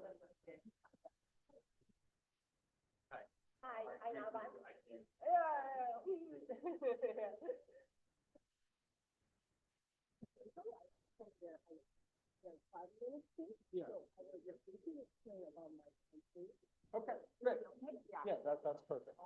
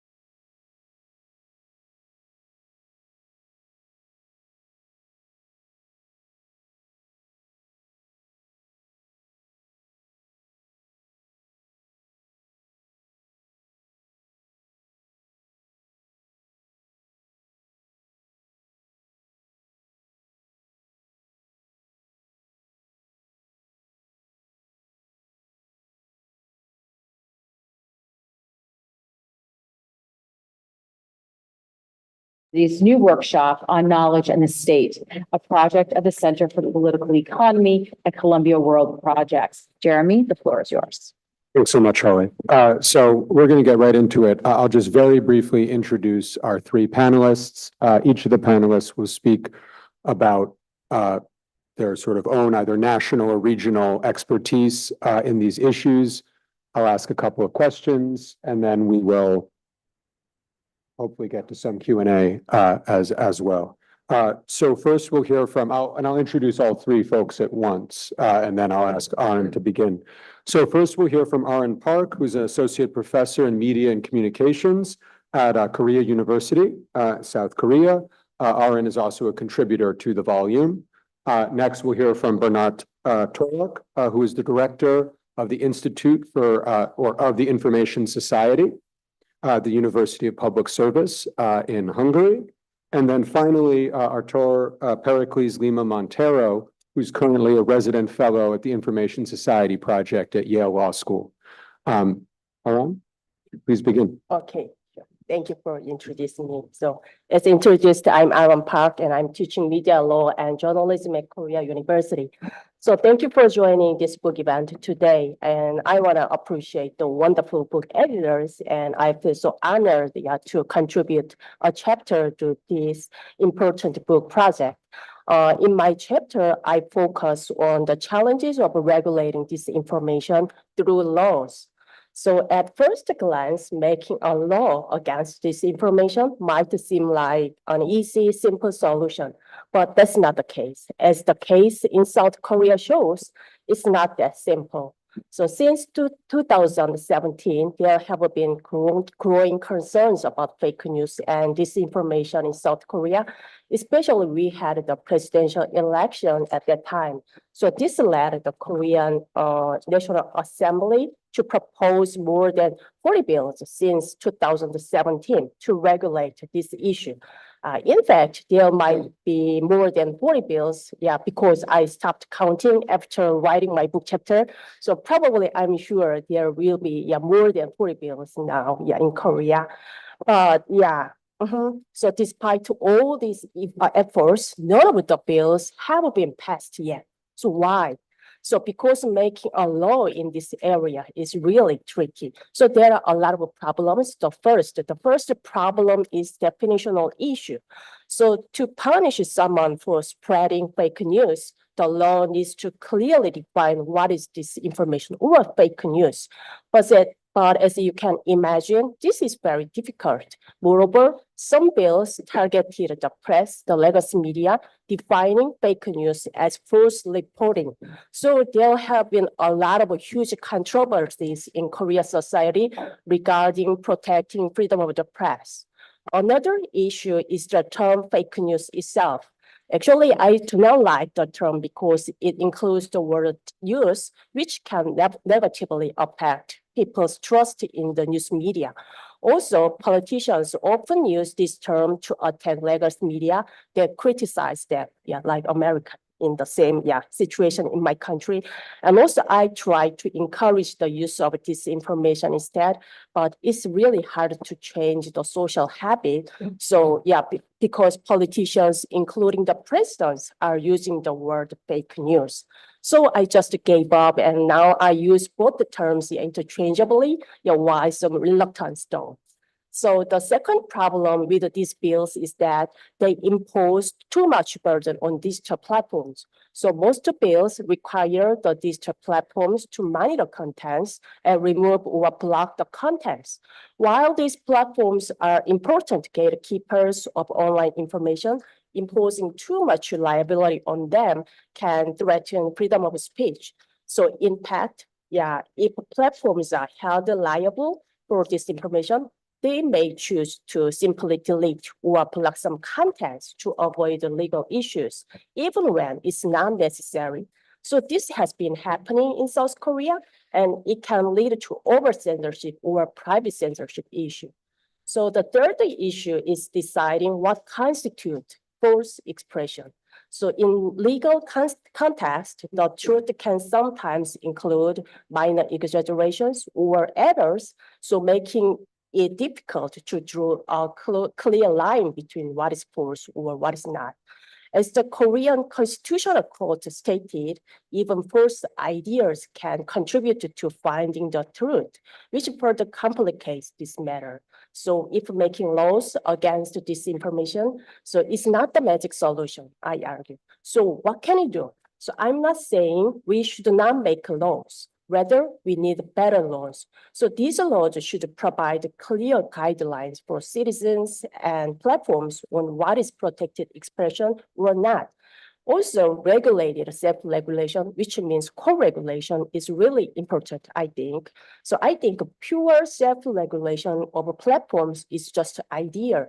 So government should provide a framework for platforms self-regulation.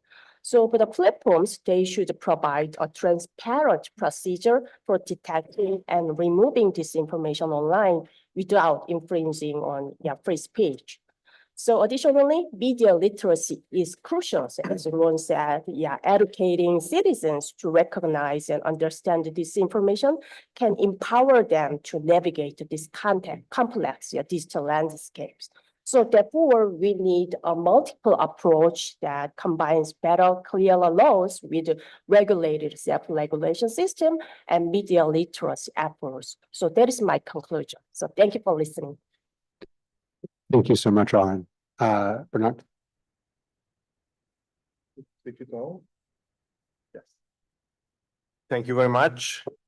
It's really great to be here, and it's great to be a contributor to this highly important and relevant volume on the set of problems of disinformation. My contribution both to the book and to this discussion is the European approach, at least partly, because we share this with András Koltay, both in the book and here. He already mentioned many important elements of the European approach regarding the EU regulation and the EU efforts. My chapter is focusing on the Council of Europe, the work of the Council of Europe, which is a separate international organization, including a set of institutions. It's important to mention because I am focusing on three institutions within the Council of Europe.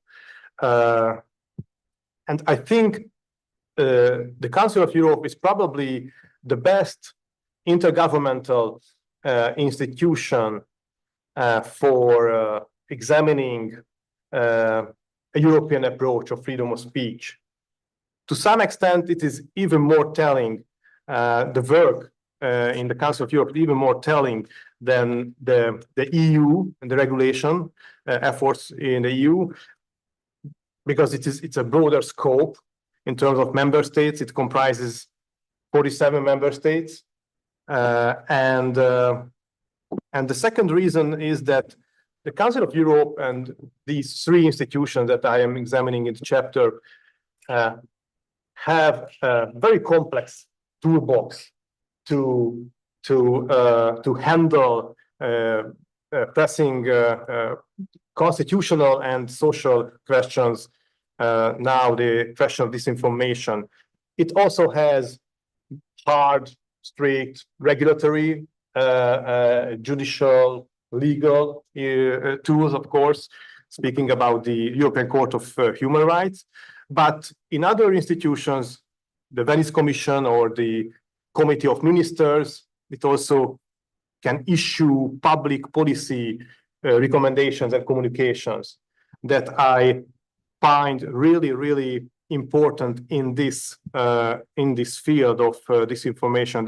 This will be one of the main takeaways from my chapter. So let's see what can be the conclusions about the European approach to disinformation while examining these three institutions and the work in the Council of Europe.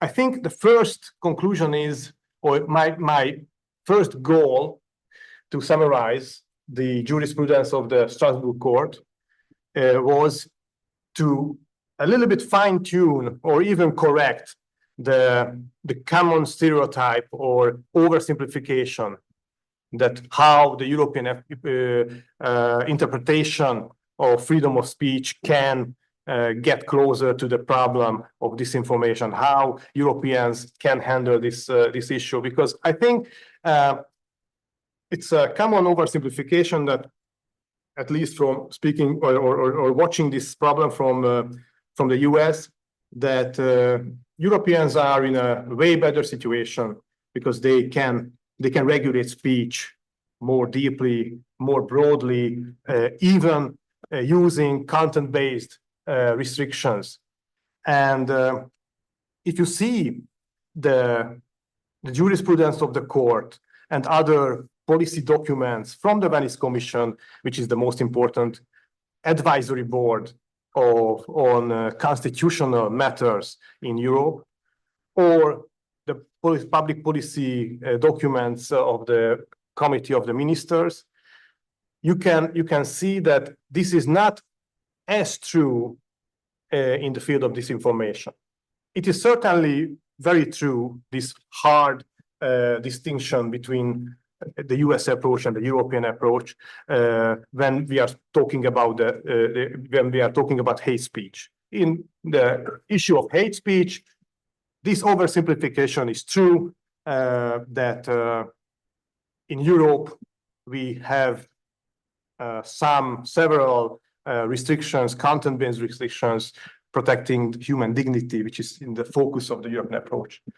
But when we are talking about disinformation, it is not as true, because in this case, the most important starting point is that the European interpretation or concept or approach on free speech is based on democratic participation. So based on the justification of the democratic participatory model and principle. And in the jurisprudence of the Strasbourg Court, it is clearly it can be clearly seen that the Strasbourg Court is really strong in this interpretation, that all the elements of disinformation, so the motivation of the speaker, the classification of the statement, is it factual or is it a value judgment, an opinion, a political opinion, or the harm of speech, the impact of speech. So in all the elements are interpreted by the court to support democratic participation. And from this approach and from this ground, it is really hard to establish a wide room for intervention into the public discourse, into public discussion of social questions.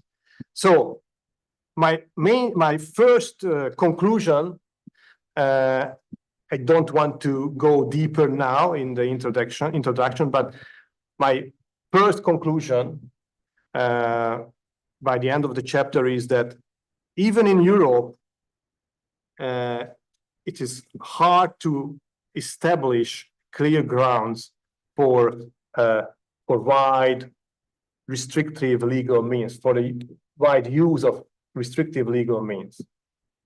you can find a narrow room for that, but there is no general ground for action or general action against disinformation. It is clear. So even in Europe, we are in a pretty tricky situation what to do with disinformation. Why, when Europeans are in a easier situation or to do something with disinformation is the so-called positive obligations of the state, and to regulate the structure and the structure and the framework of the public discussion. It is a traditional European phenomenon that we can trust the state to some extent to regulate the framework and the structure of public discourse, not without limitations, of course, but not the content of this. And we can talk about later what are the elements of these public positive obligations regarding disinformation. And the last remark that, because I think the most important conclusion is that after examining and assessing the possibility of restrictive legal means, and after making the conclusion that it is really tricky to grab this disinformation problem with these kind of legal means, we must turn to public policy means that try to handle the underlying social problems that led to this kind of disinformation problem. Because unless we and the state in Europe really try to do its best to do something with the underlying and contextual social problem surrounding this information, we won't be better off with this set of questions. Thank you. That's it. Wonderful. Art? Thank you so much. I am thrilled to be here, delighted. I don't have, so first of all, thank you to the organizers and to Dr. Holly Johnson for letting me be here. I don't have a contribution to this book. I did write a book, a chapter, but to a different book, so I got confused. No, it's actually a good book. But I won't plug it here. You do have it on the resources page for the conference. So I'm Art. I was trained in Brazil as a lawyer, and I do work with the U.S. First Amendment and also write a little bit about Brazil. I wrote this one chapter on platform responsibility in Brazil, and I'm also the Freedom on the Net author for Freedom House. So I'll draw on those in my brief remarks here. I'll try to be short because we want to hear from our contributors first and foremost. So first of all, let me give you the lay of the, and sorry, fun fact about me. I used to be editor-in-chief for my law school's newspaper, and the person who founded the newspaper is sitting right here. I met him 14 years ago. I don't know if you remember that. All right, so let's get back to that. So landscape of free speech in Brazil, I think most Brazilian lawyers would tell you that the Brazilian free speech tradition is closer to the European free speech tradition than the US is. Now, of course, it's great that you raised the question that there's a lot of oversimplification about those differences, especially when it comes to misinformation and disinformation, and that certainly applies. But there's also an aspect of Brazilian law that's much closer to First Amendment law, and I think that's protections for journalists. They're not always codified as law, but in practice, if you were consulting a lawyer in Brazil, he would probably tell you, or she would probably tell you, that the US would be a better guide for you than Europe, for instance, when it comes to protection of reporters or sources. All right, so what do we have in Brazil? We have a general protection for freedom of expression in our constitution, but the big question for free speech law in Brazil is that we don't have a lot of standards of how to apply that very vague free speech protection as it does with protections in other jurisdictions as well.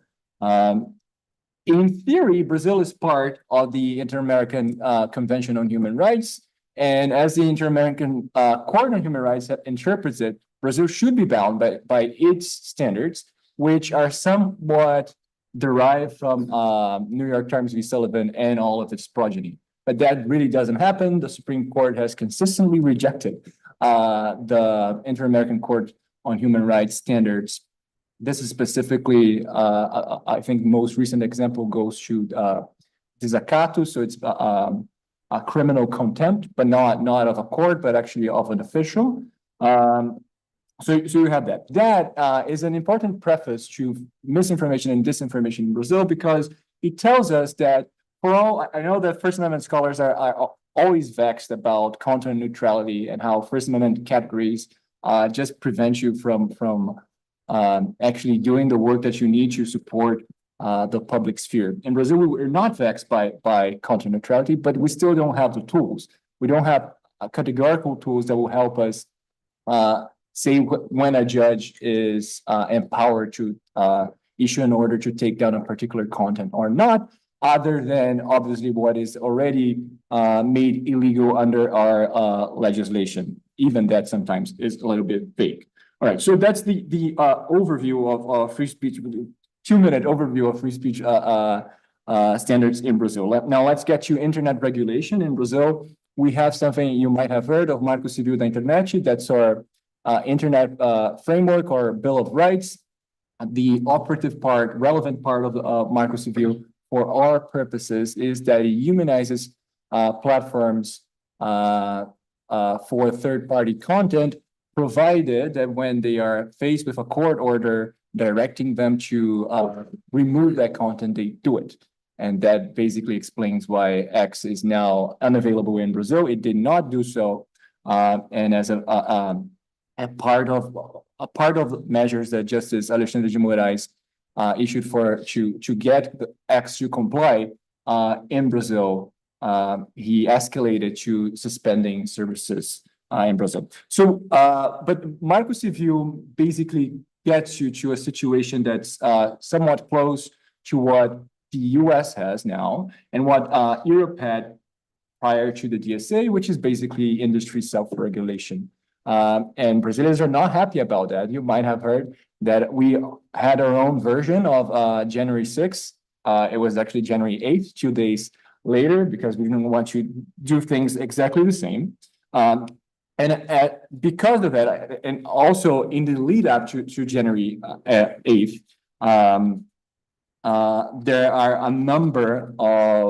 there have been a number of proposals, and some of those proposals to get Brazil closer to what the EU is doing with the DSA, and some of those proposals are, I think, welcome. You always have, like I said, because we don't have free speech standards in Brazil, in Brazilian law, you have a problem where you don't have the standards. You don't have a European Court of Human Rights standards. You also don't have EU institutions, and you also don't have a EU civil society. So when you're discussing, for instance, empowering an agency to take down a particular platform in the EU, you can somewhat rely on the emerging defragmentation that EU is to basically act as checks and balances on let's say national animus. We won't have that in Brazil because we're just a country. And I'll close with, in addition to not having free speech standards, we also do not have media regulation in Brazil. And maybe that gets us closer to the West in the end, except that we also don't have a Federal Communications Commission. So I tried to give you a 7-minute summary of Brazil there. Happy to take questions. Thank you. Thank you so much, Art. I have to say that this is the first panel I've ever been at a law school where folks did confine their remarks to the suggested time period. So I'm really very grateful for that, and it'll give us a lot of time for conversation. So I've been directed by Holly to start off with a few questions to these wonderful panelists, and I'm really pleased to do so. I first wanted to note, and it comes out through the book manuscript as a whole, and it comes out in the remarks we've heard just now. I was really struck by the degree of convergence between the limitations that various national and regional regimes have encountered when it comes to policing misinformation and disinformation. It's going to change the way I teach First Amendment law from this day forward, because First Amendment scholars in the United States, I think, have internalized a view that our system is so different than most other national or regional systems will, so that it's really, really hard to police misinformation and disinformation in the United States because of the First Amendment. You can do lots more of such policing elsewhere. And we've had fascinating examples from all three panelists about whether through borrowing or through kind of parallel norm developments, you get a fair number of similar, if not formal restrictions, than kind of habitual reluctance to engage in various kinds of speech policing. I just wanted to note that. And if folks think I'm wrong about that, please correct me. The second thing I want to say, I imagine, will be more controversial, which is that I think that's a good thing. I think I'm kind of heartened to see that various legal regimes are encountering such difficulty when it comes to responding to calls to regulate misinformation and disinformation, because I find the problem very, I don't want to say poorly defined, but very controversially defined. And I'm very sorry that I couldn't be here for much of the first panel, where I know the question of definitions was undoubtedly mooted. So I just want to float the following and invite our three panelists and those in the audience or watching online to respond to it. It seems to me that the dominant hypothesis about why there is this proliferation of misinformation and different disinformation in recent years, recent decades, has to do with a variety of political and technological factors. On the political side, multipolarity, authoritarianism, collapse in civic education, so on and so forth. And then on the technological side, the internet, social media, and AI. As a result of these social phenomena, we are encountering a kind of secular rise in misinformation and disinformation. I find this to be a historically bizarre proposition. Is there more misinformation and disinformation today than there was under feudalism? Is, at least from a secular perspective, is there more misinformation and disinformation today than there was in many of these countries and regions, a dominant national or hegemonic church or faith tradition? Is there more misinformation and disinformation today than, just to take a US example, during World War I and World War II? I agree with what Ron said at the end of the last session, that I think there was much more agreement on the facts of, say, what was going on operationally during World War I or World War II within the United States. But the agreement was on facts that were false because they were purposely disseminated by government censors and by media. But I think there were good reasons to disseminate false information. So I just find, as an empirical matter, the framing of the conversation is often strange. I want to float a different hypothesis, which then will lead finally to a jurisprudential or a legal suggestion. The different hypothesis is that we are not witnessing a empirical growth in misinformation and disinformation. I'm not really sure how you'd measure that across the centuries or even the decades. My intuition is that the reason why the problem of misinformation and disinformation has become so salient in recent years is because of growing intra-elite disagreement about what is true and false information. In other words, disagreement among legal, political, scientific, journalistic leaders about what is true and what is false. and relatedly, a decreasing ability of elite decision makers to convince the populations that they govern of what the true account is going to be, right? So the declining hegemony of elite actors and the inability of elite actors to coordinate on what they believe to be true or false. From this perspective, anxieties about misinformation and disinformation are more deeply anxieties about this, about that not even elites can agree on what is true and what is false. And then we externalize the problem. I'm not denying that there are external actors who are trying to disinform and have greater technological capacities than ever to do that. But the overall aggregate of disinformation, I'm not at all convinced that it is growing today than it was in the past. Maybe the sources are different. Finally, this brings me to the legal suggestion. Based on what I've heard from the various presentations and my own familiarity with kind of how courts try to carve out exceptions to our very strong First Amendment norms, I could imagine a very narrow kind of generic disinformation regulation, however it's implemented, whether by courts or administrative agencies or even by self-regulation, that might pass muster for legally and ideologically in a lot of the regimes we've heard about today. And that would be a regulation of disinformation that requires a showing of not just knowing dissemination of false information, but knowing dissemination of information that the disseminator believes to be false. In other words, something approaching like an actual malice standard in the defamation context. That would be much less offensive to many of the norms we've heard about from our various national and regional regimes, and it would be much less offensive to our First Amendment intuitions. But that does not seem to me to be a measure that most of the folks proposing, I don't mean the panelists, but most people who are calling for more regulation of disinformation and misinformation are that interested in. I'll just give one example from Aron's paper and one example from Bernat's paper. These are not their recommendations, but they're reporting what's going on the ground.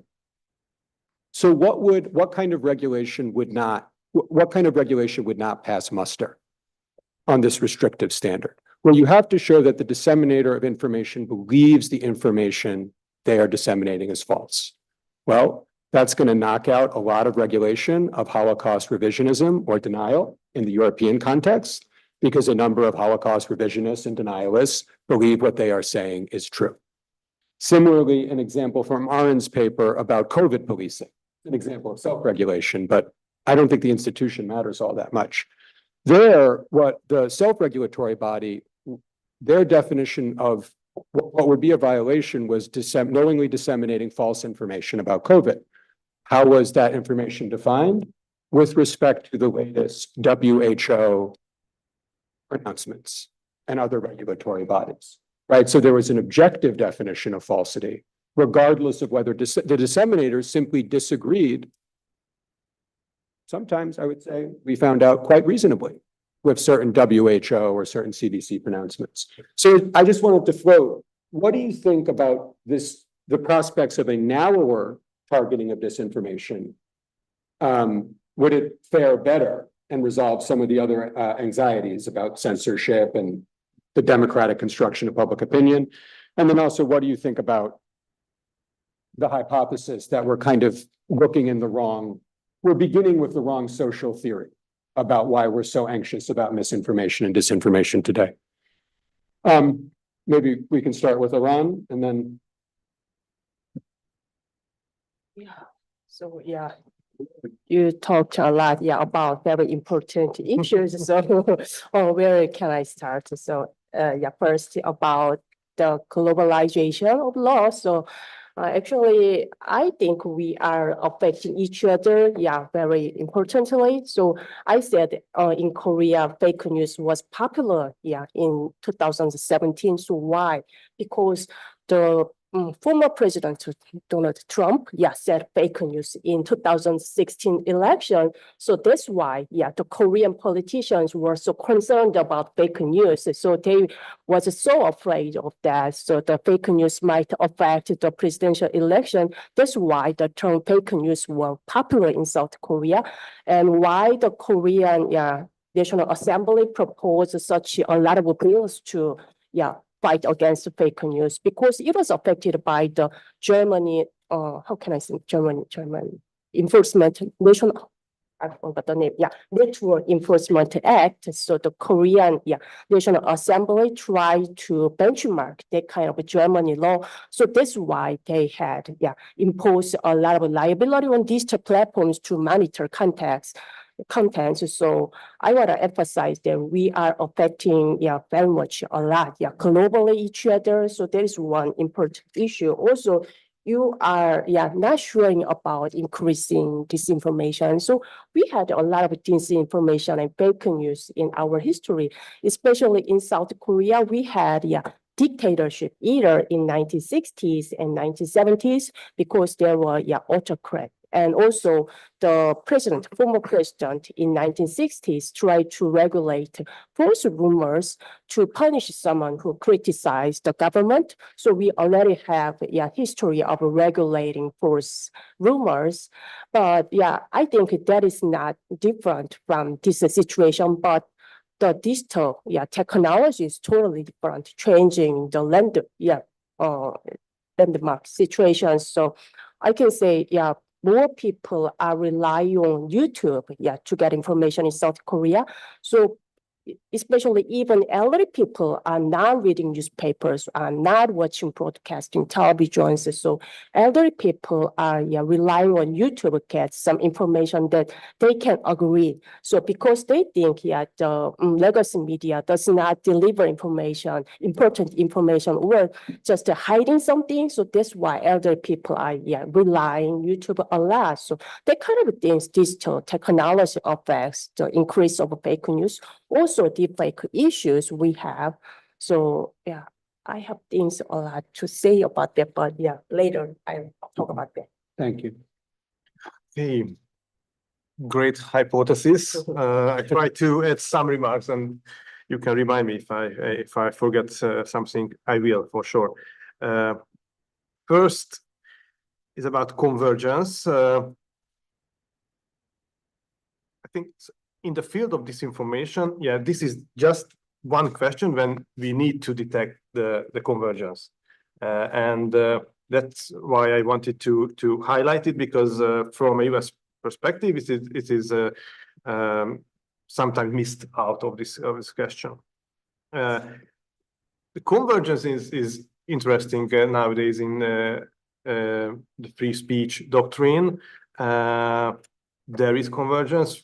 One, I don't want to go after this question because it would be a side section now. But for example, if you see the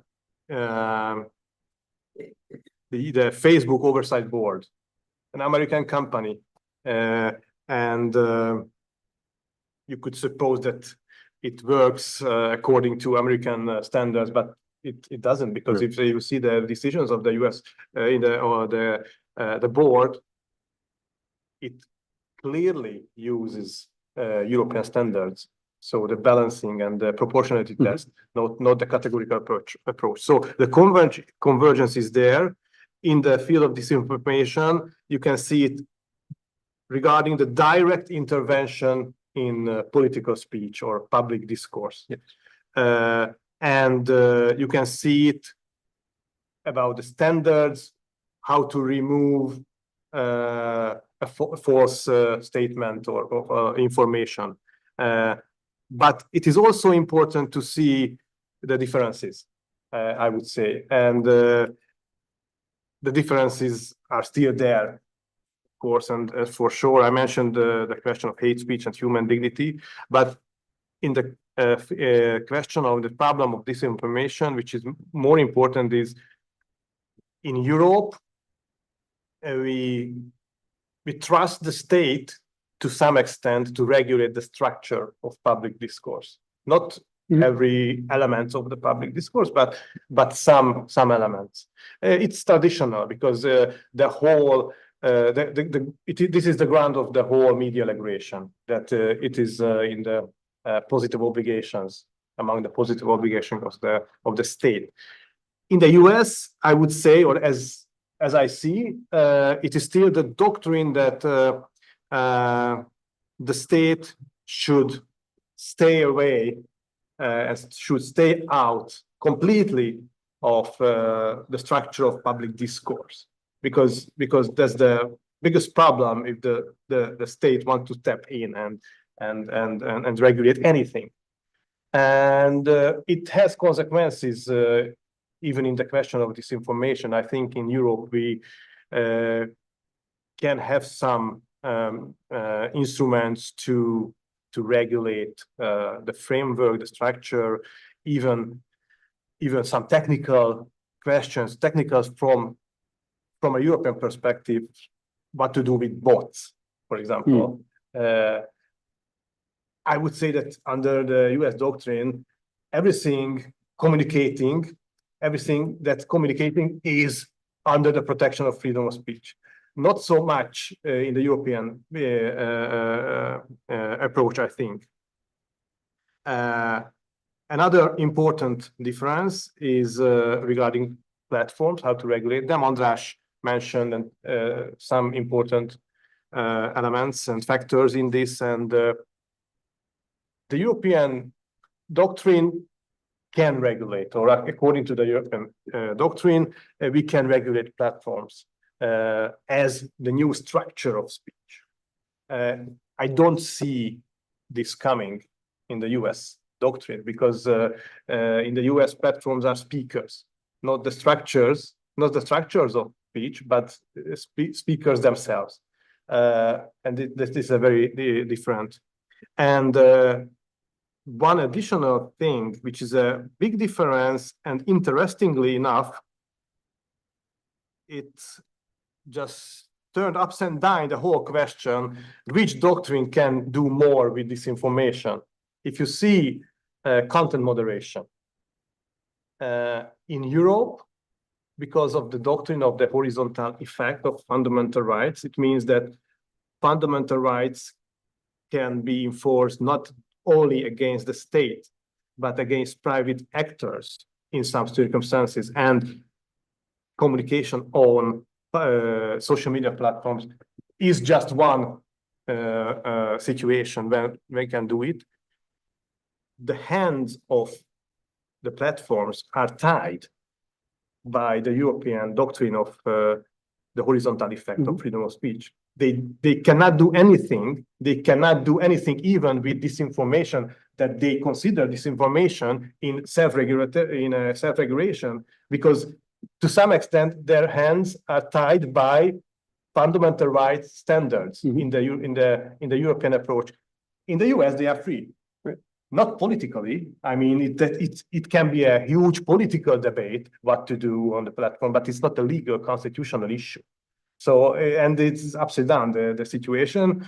Self-regulation can work in this sense stronger if from a constitutional perspective in the US than in Europe, because maybe just one more thing. I think I agree with your hypothesis, or I agree with the remark that it is vague or obscure. Even the growth of this information is there, or we just feel it. I don't know that's for sure that we feel it stronger and we feel it a bigger problem. But two remarks came into my mind.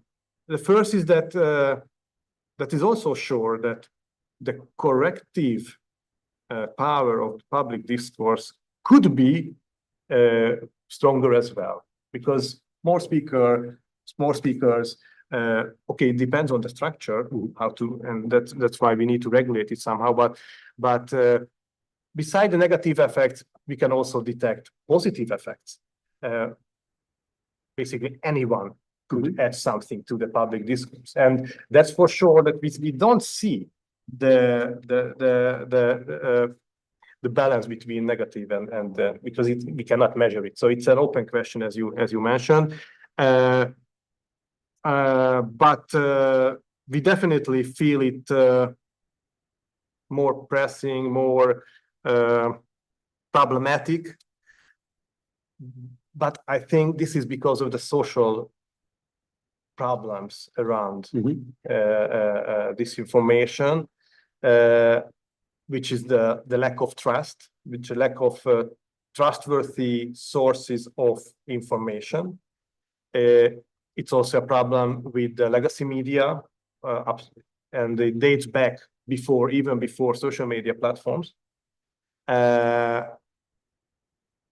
Robert Post has a chapter in the book and conceptualized this as a epistemological authority, the loss of this authority, and I think that's a huge problem. And I don't see how it could be something that we could solve by legal means, to be honest.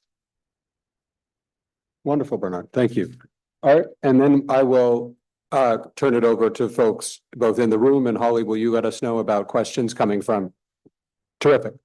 All right, great, thank you. All right, I think I am in agreement with you, Jeremy, about your hypothesis. I think, though I will say that growing intra-elite disagreement might be in part explained by one segment of the elite turning to a particular shade of populism, right? That might in part explain, though I do agree. And I think my own perspective on disinformation follows the tracks of scholars who think about it more from a participatory perspective.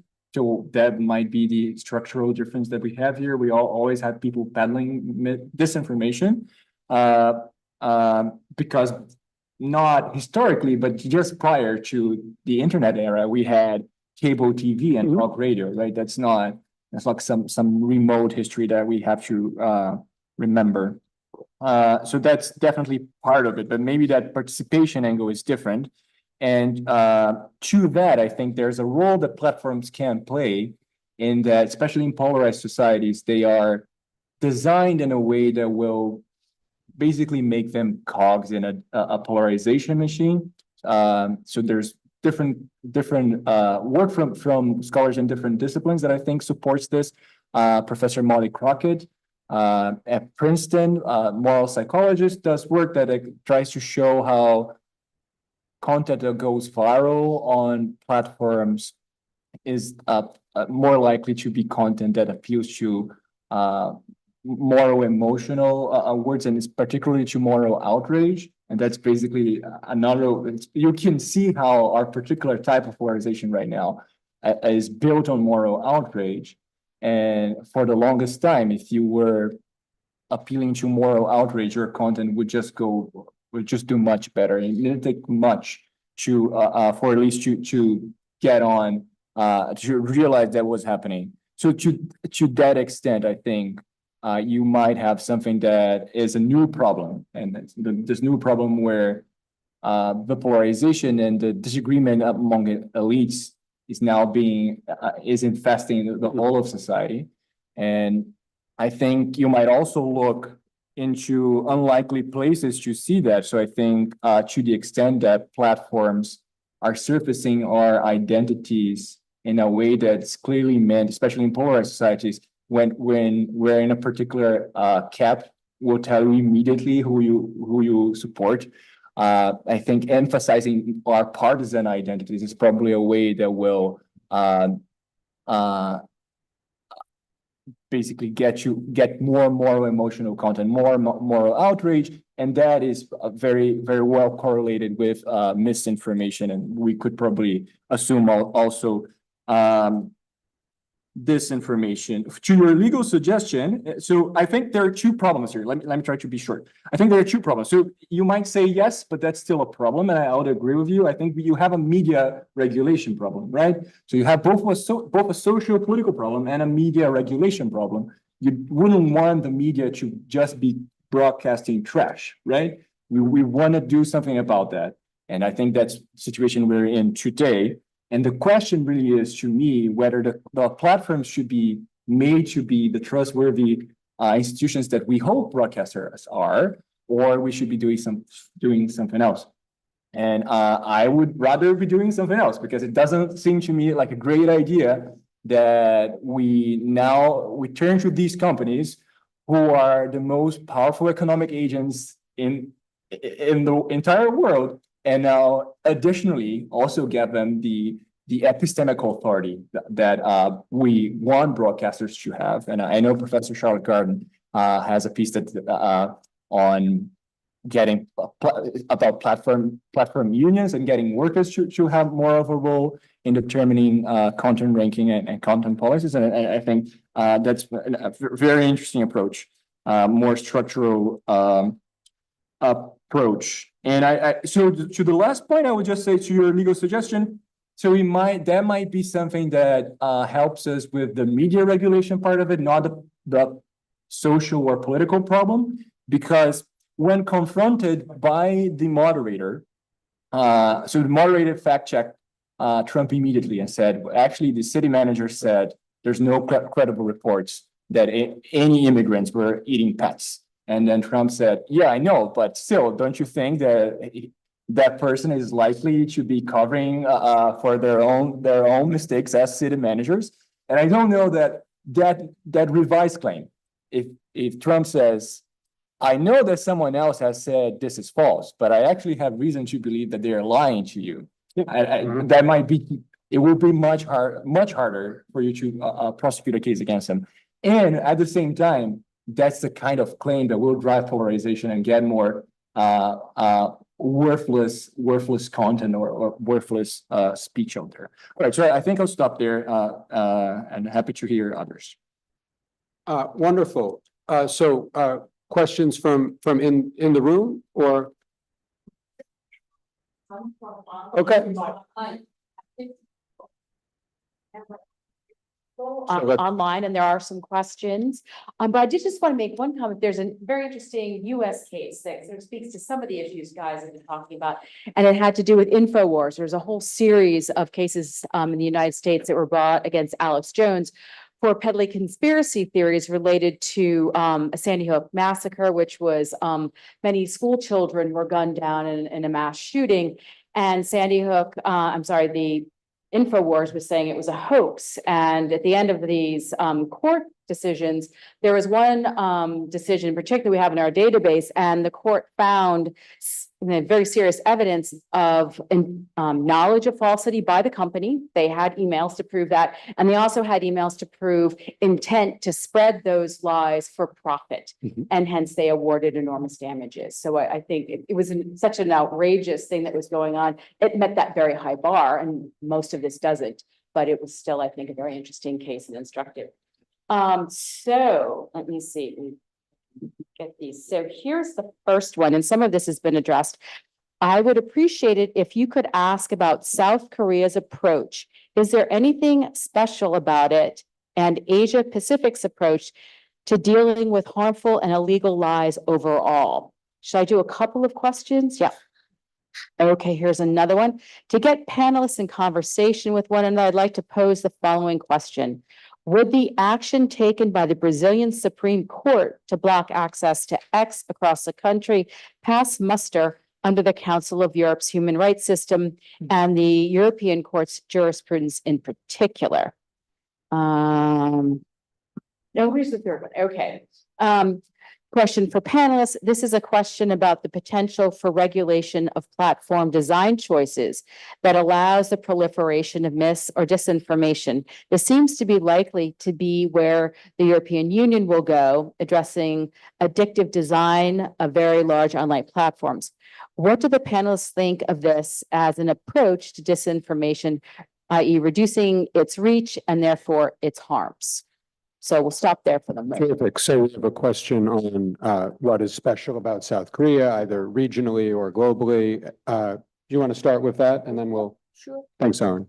So in my book chapter, I said, yeah, in South Korea, where freedom of speech does not hold the same prominent position as it does in the United States. So we have a freedom of speech. Yeah, it is protected under our constitutional law, Article 21 protects freedom of speech and the press, but we try to balance freedom of speech with other rights. So that's why we have, criminal defamation laws. So criminal defamation laws, probably Japan has the criminal defamation laws. It punishes someone who deliver false expression and true expressions. If it harms someone's reputation, that'll be punished. So we already have laws like defamation. Also, we have a National Security Act, because national security is really important in my country, because as you know, our country is divided into North and South. So we already have strict laws. So I want to say we can utilize the current laws, the strict laws in South Korea,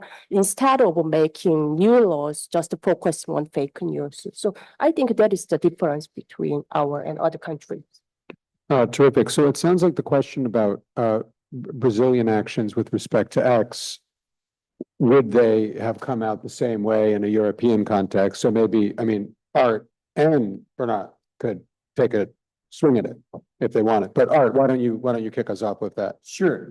So I think as preface, that those orders are kind of complicated. And so earlier today, Ron alluded to Justice Alexandre de Moraes having been appointed as an internet regulator for Brazil informally, of course. This all started with an inquiry to a criminal inquiry that the court launched under an interpretation of its own bylaws that no one thought gave it that power to start a criminal inquiry. And they were concerned with defamation against members of the court, but particularly concerned with defamation and other statements that were actually, I think, allegedly creating personal safety questions for members of the court, and also broader democracy concerns. So on the basis of that inquiry, Justice Moraes has issued a number of orders. And those orders, they, I think, reflect what I told you before about our lack of free speech standards. So sometimes you might, so let's say, lawyers sometimes say you have every exercising legal reasoning has a major premise and a minor premise. The major premise is what the law is, and the minor premise is what are the facts in this case as pertains to the law. So the major premise, you have a big problem in Brazil because we don't always know what the law is or should be. That's still being done. And it's very hard for Justice Moraes to be confronting those questions on the basis of that. Now, for the minor premise, it's obviously affected by the major, but oftentimes we don't have a lot of reasoning that tells us what particularly about a piece of content or of an account justified a particular order. In this case, in the X case, we actually do know more about it because it was not actually about disinformation, the orders that immediately led to X being banned.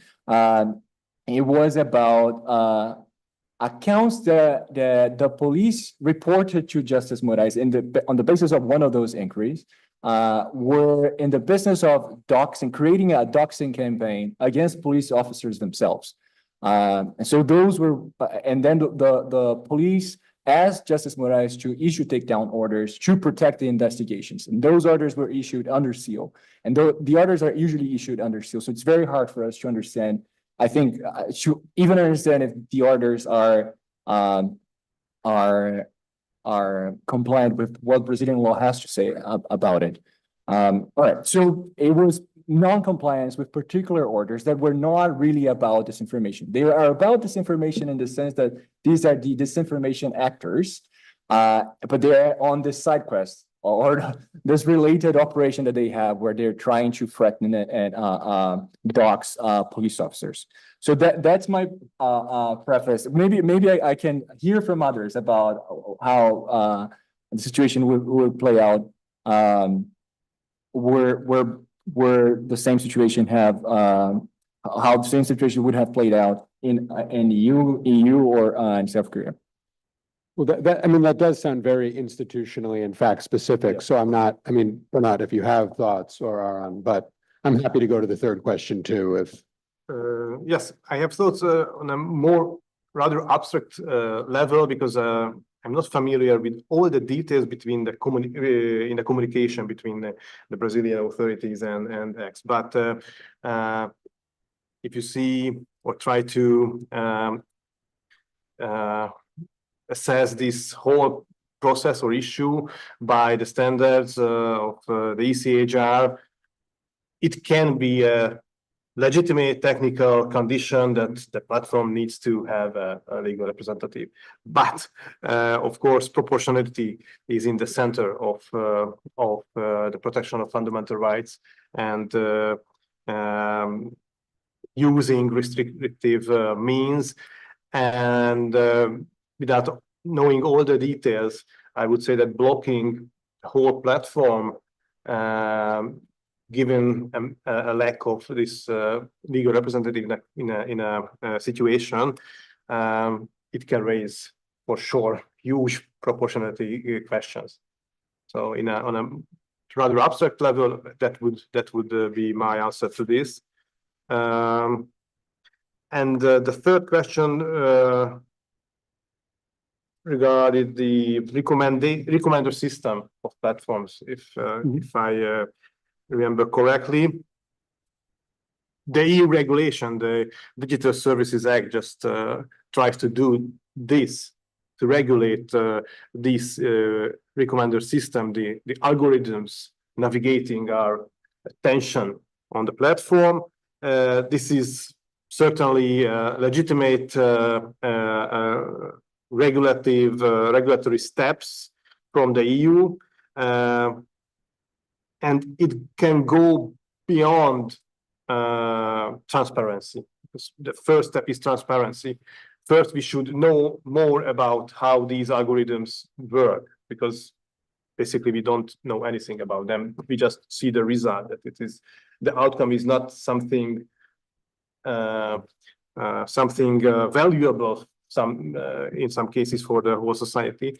And the EU regulation starts to put some burden on platforms to run these algorithms more for some social goods, for more diverse contents, or that could, I think that can be, we will see how this mitigation risk procedure can work in the future, but that can be a step to make trustworthy information sources more visible and accessible. By the way, Germany has some regulation already on this, as András writes about this in his chapter regarding national regulations. This can be a solution, and we just arrived back to the question, what trustworthy sources we have. So it does seem to be that going after, whatever your perspective is on, whatever your social theory is about misinformation, information, going after something like certain algorithm modes of certain things that a platform does, right, that are considered to be denaturing individual users, right? Putting aside the issues that in the US, you're treating platforms as speakers as opposed to structures, and that's a bar. That does seem to get us around the problem of having to deal with the fact versus value distinction, or deal with the definition of falsity, intent, whatever. Just targeting how platforms are changing how people behave. Right, takes us one step away from the question of the content altogether. Alan, is that something that has come up in the South Korean context? Just sort of talking about this, you talked about self-regulation, but self-regulation could mean self-regulation with respect to the messaging on the platform versus self-regulation in terms of how the platforms are seeking to alter behavior. how can I explain it? So I emphasize the importance of regulated self-regulations, not just the simple regulations. Also, I wanna emphasize the well-designed regulated self-regulation. So I want to give you an example. Actually, several years ago, there was some problems of sexual deepfake issues in South Korea. So sexual deepfake images were distributed through Telegram, and the law was amended to give liability digital platforms to how can I say, submit the transparency report about how they are monitoring sexual crimes. So what happened after the amendment? The digital platform just submitted the transparent report, but the contents were very scant and poor. And also they underscored the crime numbers. So I think the government should provide a clear guideline for that kind of transparent or other self-regulations. It's just to give some liability for digital platforms to do this or to do that. That is not enough. So well-designed self-regulation is needed, I think. Great. Other questions? Isn't the definition of disinformation that it is false information with the intent to deceive? If so, wouldn't Professor Kessler's suggestion about how to regulate disinformation already be in the definition itself? And then let me just scroll down here. I think there's another one. Oh my gosh, hold on. Here's one. I was also curious if there's an existing compendium of recent court cases that have compiled court decisions around disinformation related cases. Well, yes, come to our website. We have some. How is the issue of disinformation being taught in law schools? Is this an emerging area of interest for law students? Is this Simone? Okay. First of all, thank you for the interesting discussion and the very contemporary research. My name is Simona Velova, and I'm a member of the media regulator in Bulgaria. You mentioned it is also a media regulatory problem, and I completely agree. We face quite similar problems related to disinformation, not only in Bulgaria, but also in EU in general. My question is, do you think instruments such as the Digital Services Act and the new European Media Freedom Act are necessary in the United States as well? In this regard, the code of practice on disinformation is also intact. Do you think those instruments work effectively? And although they are very different, they show a general approach towards more regulation. What is your opinion of them? So I'll very quickly just try to answer the first question since it was directed at my cheeky critique. I think I was trying to point out an ambiguity in the kind of common definition of disinformation and the question of who decides the element of falsity, right? So yes, if you have a definition says that disinformation requires the intent to disseminate false information with the intent to deceive, if we took all of that and we took it rigorously, then yeah, that would satisfy my concern, right? Because then someone who believes themselves to be disseminating true information is going to have a safe harbor. But I think what we see in most discussions about disinformation and most proposals for regulation is it's understood that the question of truth or falsity will be outsourced to a third party, and then showing the intent to disseminate false information will be prima facie evidence of the intent to deceive. And I'm suggesting that in a social condition where there's widespread, not just popular versus elite disagreement about true information, but intra-elite disagreement about true information, that's a standard very liable to be abused and politicized itself. So I think there's an ambiguity in the definition that we should work out. Okay. Teaching law students how to do this, and then the further question about media regulation more specifically. Why don't we start with Art this time and work our way backward? Sure. So is the DSA the way to go and media regulation more broadly? I think, and the question on platform design, maybe I can take that because I didn't speak it. I'll tie it in here.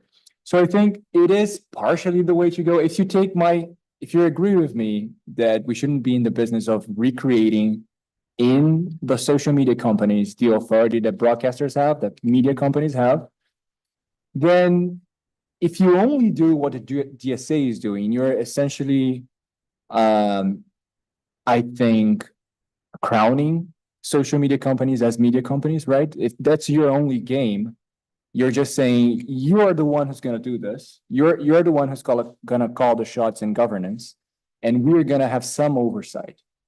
In US, sometimes people, I think also in Brazil, sometimes people overestimate the extent to which the DSA goes beyond or underestimate the extent to which the DSA relies on self-regulation and is a kind of oversight of self-regulation.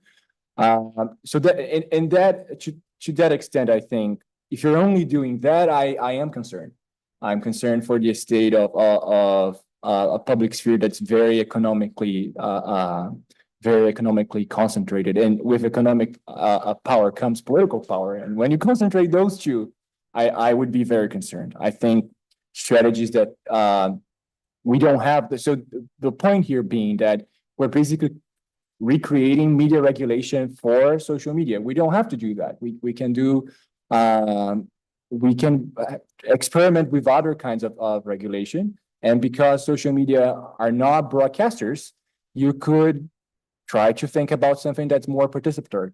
That would be how I would think about it, and that goes to platform design as well, which I think is probably the most important part of all of this.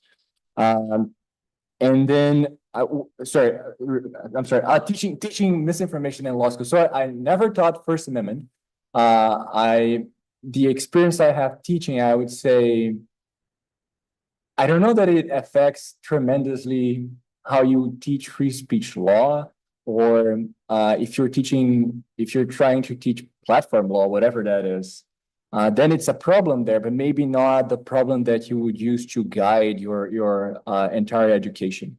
So those are my 2 cents. Starting with this question, but how or what to teach to law students, I think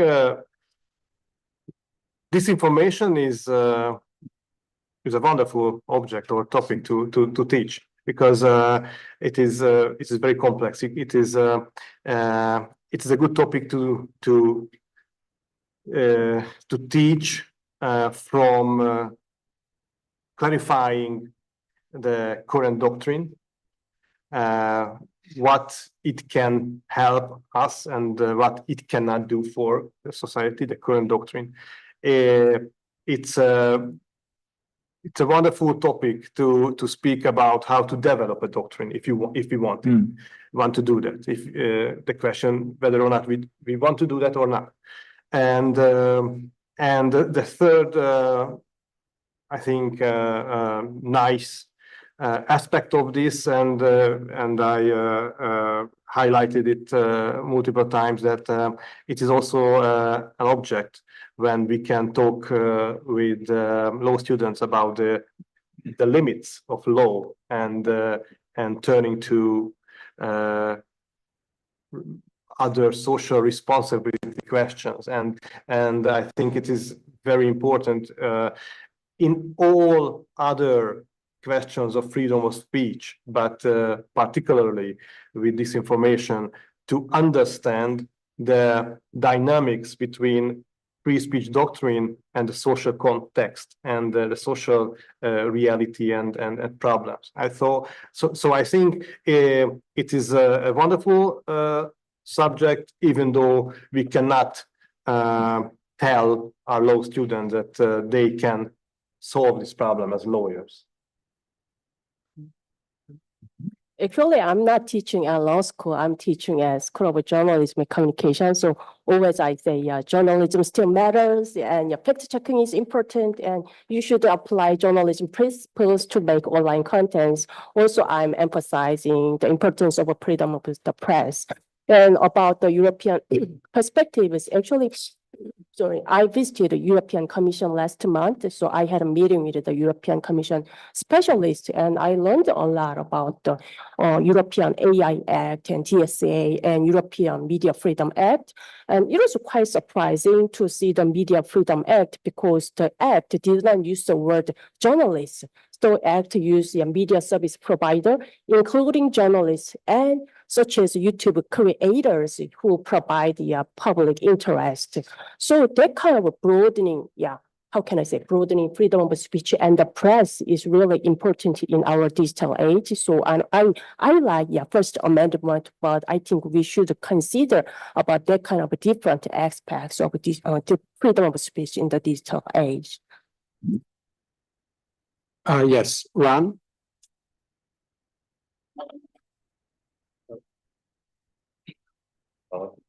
So this question is directed to Jeremy, but the panel as a whole as well. Would you require harm to result from the intentional false speech associated with disinformation?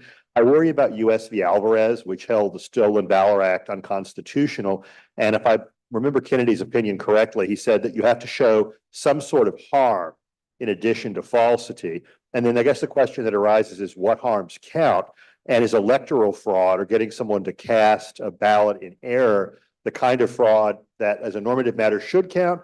And as a predictive matter, would our Supreme Court make it count? And to our panelists from around the world, is harm simply presumed under these various regulatory schemes so that if speech is false, it's taken as a given that it's socially harmful and therefore can be regulated under the civil or criminal law? I also wonder if it's too little to just go after disinformation because of the repeater problem. So Donald Trump or J.D. Vance talk about the Springfield residents.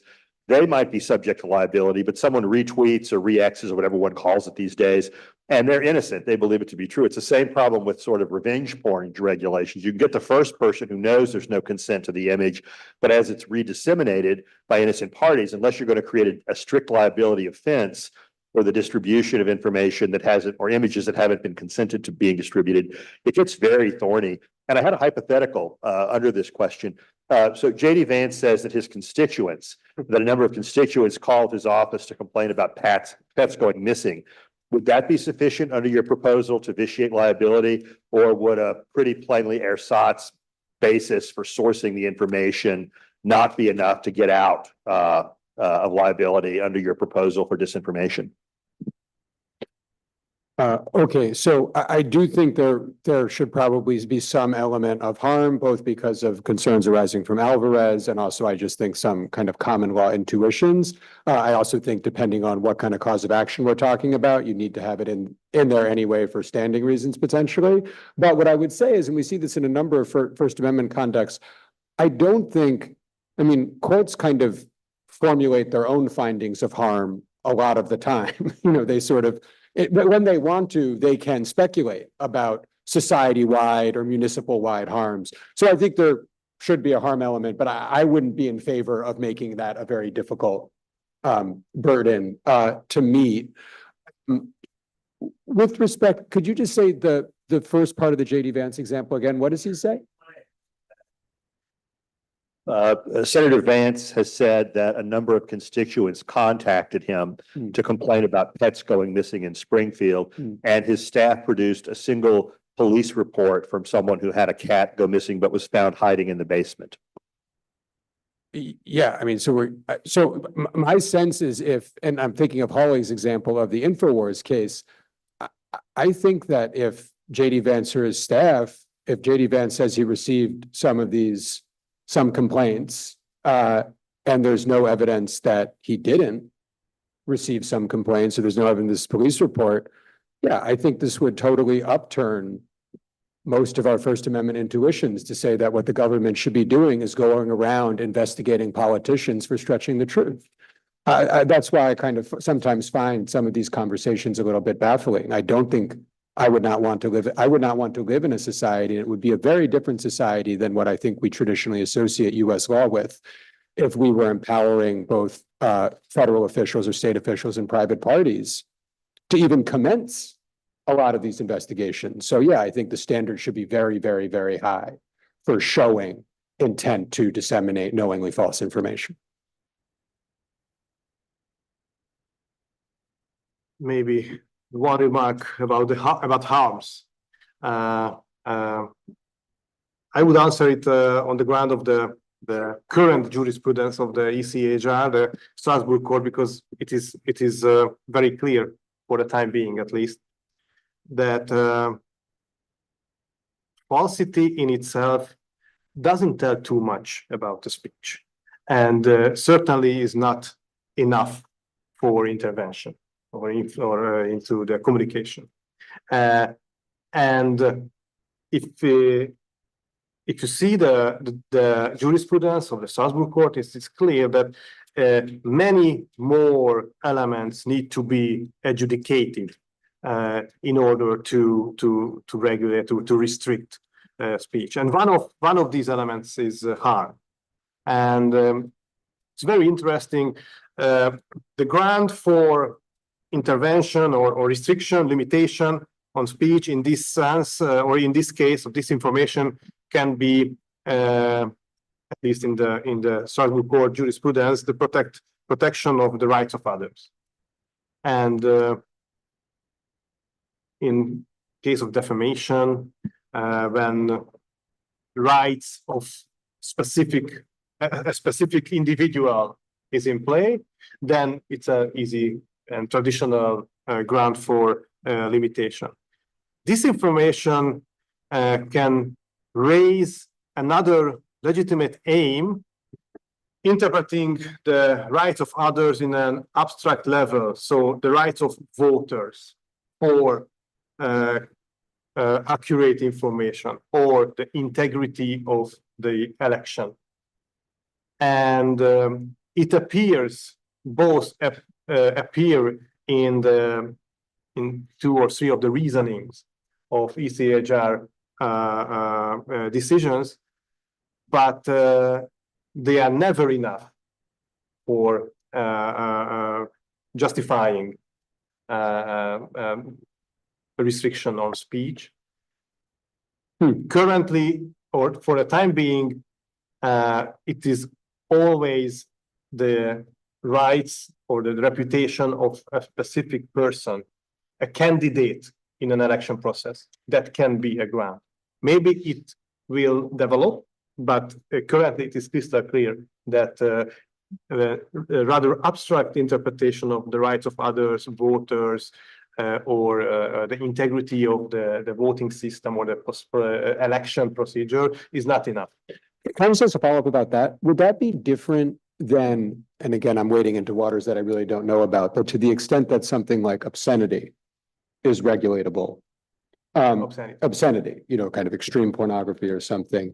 What is the kind of harm? Because I'm thinking of other forms of extreme speech that we regulate where you often will not have, where the harm is understood, not necessarily be to harm directed at a single party. And that's sort of what I was thinking of in answer to Ron's question, that in some categories of speech regulation, we're actually not too worried about whether you can identify a single particularized harm to a particular individual. Obviously, in defamation, we do worry about that. But so I was just wondering, are there examples of other kinds of speech regulation where courts are more comfortable in Europe identifying diffuse harms? Maybe one important remark I wanted to add that, and it also affects discussion of obscenity, that in the case of media law,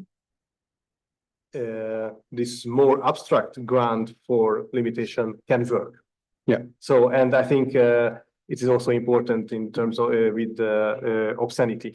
For example, the rights of minors, children, which is protection of minors. It's a huge thing in European media law, and can justify a whole bunch of limitations. And hate speech too, presumably. And hate speech too, yes, of course. We already mentioned hate speech many times. So 2 questions, I think, or I don't remember what the second question is. Let me see if I can address one. So I think in Brazil, the problem of assuming harm maybe manifests in a different way, which is in Brazil, we don't have any problems with judicially assessing the value of speech in a case by case basis.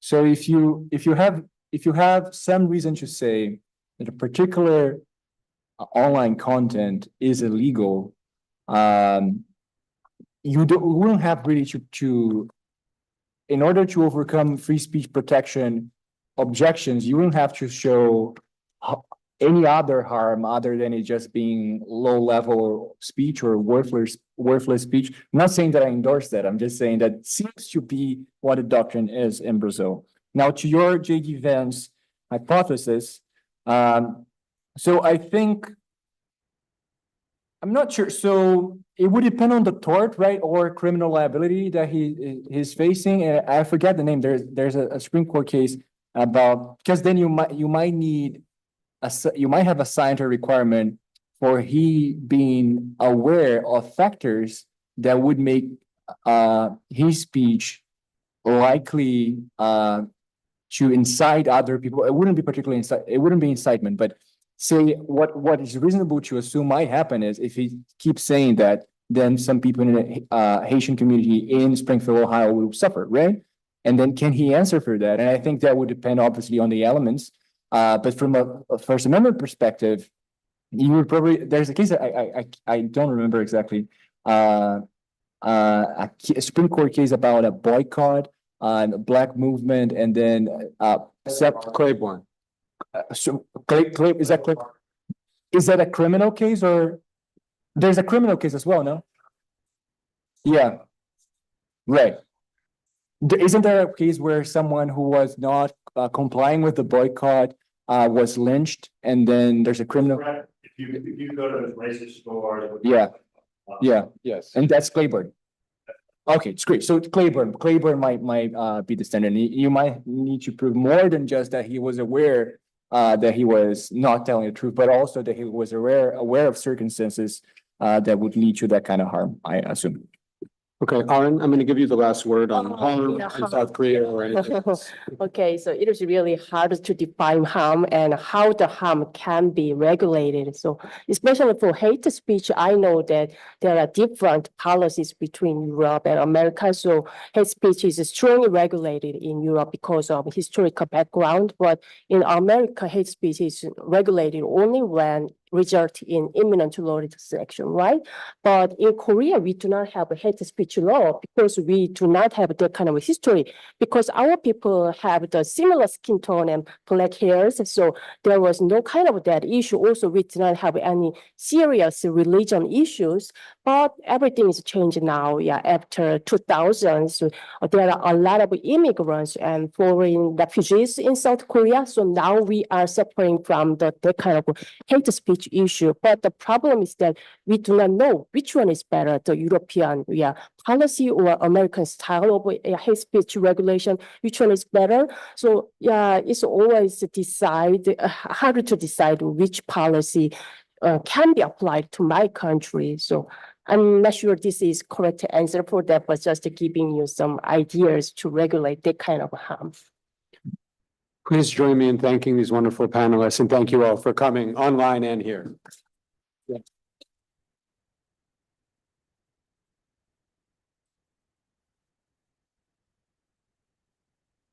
Thank you. No, thank you. I read your. Thank you, everyone. We're going to Your take a chapter. short break and we will be back in 15 minutes at 3:45 for the next panel.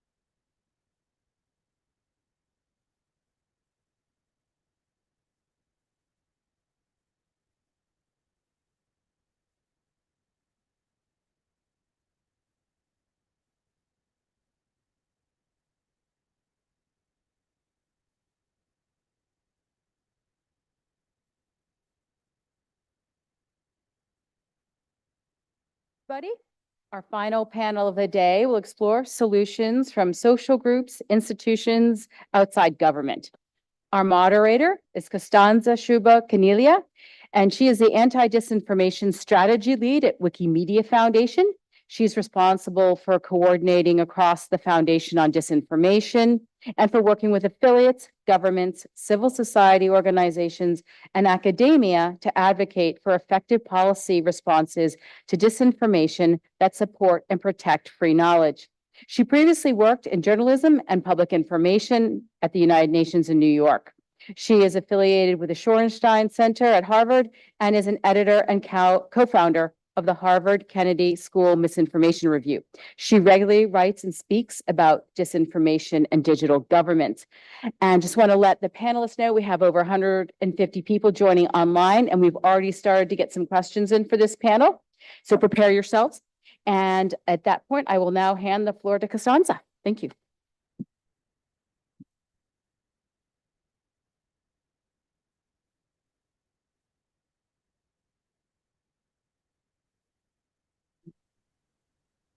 Oh, okay. What about now? Yes, sounds like it's working. Okay. Okay. Hello, everyone. It's really a great pleasure to be here in this wonderful panel. I spent some time looking at the book. I really enjoyed the book and at the work of the panelists. So I'm really excited to be introducing this panel. And I also want to say it's an all-women panel, which is always appreciated. So without further ado, I will introduce the panelists and then open for opening remarks, and then we'll do a first round of questions and start to have a little bit of a conversation, hopefully, here. So I will start with Tanya. Of course, you all know it's the director of the Technology, Media, and Communications specialization at Columbia University School of International and Public Affairs. It's been teaching global media, innovation and human rights, rights on journalism and development, investigative reporting in the Global South. She published extensively over the last decade on the media in Africa. She has been focusing more recently on solutions to the problem of online disinformation. Is the editor of Women in the Digital World, Global Muckraking, 100 years of investigative reporting from around the world, and African Muckraking, 75 years of investigative journalism from Africa. She is the editor of Media Capture, How Money, Digital Platform, and Governments Control the News. She works with economist Harris Mateen on the evaluation of news, and her work has been cited in The Atlantic, Financial Times, Los Angeles Times, New York Times, Washington Post, and many, many other publications. So Hani, I will turn it on to you first for opening statement. Sure. Is this working? Yeah, great. So really congratulations to the editors and the authors of the book. I didn't have time to read all of it because it's so big, but what an incredible accomplishment. And I felt like each chapter that I looked at provided new information, new ideas. I mean, it's a little bit what happens, I think, since I'm not a lawyer, I automatically assume that lawyers are just really smart and, have all these sort of ways around. Although I do feel that lawyers often just tell you why you can't do things.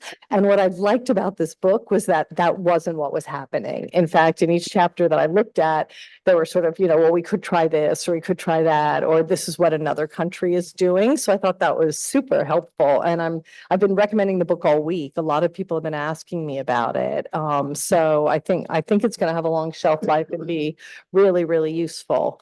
Especially things, chapters on Kenya, for example, and Korea. This is just not information that we usually get a lot of. So really comprehensive and interesting work. I guess, one of the things I'm known for is that after 2016, when everybody started to worry about online mis and disinformation, I was trying to figure out a way, my students at SIPA just thought it wasn't a problem and that it was only stupid old people that didn't understand the internet and they were fine. And then I noticed by about 2018, 2019, maybe 2020, they were all starting to worry more. Probably 2019 was when they started to say, well, we don't know what's true and what's not, and we don't know what we should be looking at. And then they started telling me 2 years later, well, you know, my uncle watches Fox News and I can't talk to him anymore. And, you know, he's not getting vaccinated. So I felt like sort of knowledge and worry about the problem started to spread. And I was trying to, you know, and Andy and Michael Schudson, colleagues at the journalism school, I was trying to understand, what do we do about it? And so for teaching purposes, I came up with a super simple taxonomy, which divides all the solutions into demand and supply. And it's ridiculously simple, and it doesn't really comport with like traditional media communication scholarship about media effects and media persuasion, but it worked. And so the demand side solutions are really the ones the Americans proposed. So stuff like it's your fault, just like you shouldn't eat junk food, you shouldn't smoke cigarettes, everything is up to the individual in this country. So really, you should just take a media literacy class and stop forwarding stupid tweets. It's your problem. Or, you know, you should learn how to trust media and distinguish what is credible information. So so in fact, now I have a class where each week we just do a solution. And so then the supply side, to me, were really two kinds of supply side, right? So there's blocking the bad stuff, and then there's funding the good stuff. And I feel like this book is in the, you know, this is in the sort of blocking the bad stuff part of the overall taxonomy. And what I find so fascinating about this book is that, you know, in the US, I mean, I was just talking to Ricardo about this, you know, there's this sort of argument all the time from the large tech companies that any blocking violates the First Amendment. You can't even consider it. And now we see all the academic capture. Sorry, I hope I'm not going on too long. Where, you know, they're funding all the conferences and they're funding the research and they're funding all of this stuff on their side. And what I thought was so inspiring about this book was that it was looking at alternatives to that argument. And again, I feel different conversation than we were all having, you know, 10 years ago or 8 years ago, where I was like, no, we can't regulate. You don't want companies to regulate. You don't want government to regulate. We just can't do anything. And so I thought the essays were really nuanced and interesting. I'll stop there because I don't want to take up time from everybody else. Thank you so much. This is so interesting. I love the concept of the course as having a solution every class. And a PowerPoint, so I can share them. That's really interesting. I'll ask you more about it. And I also appreciate a lot what you said about the framing, even for policymakers, having changed a lot. I see this a lot even in my own work. I'll move it to you, Katie.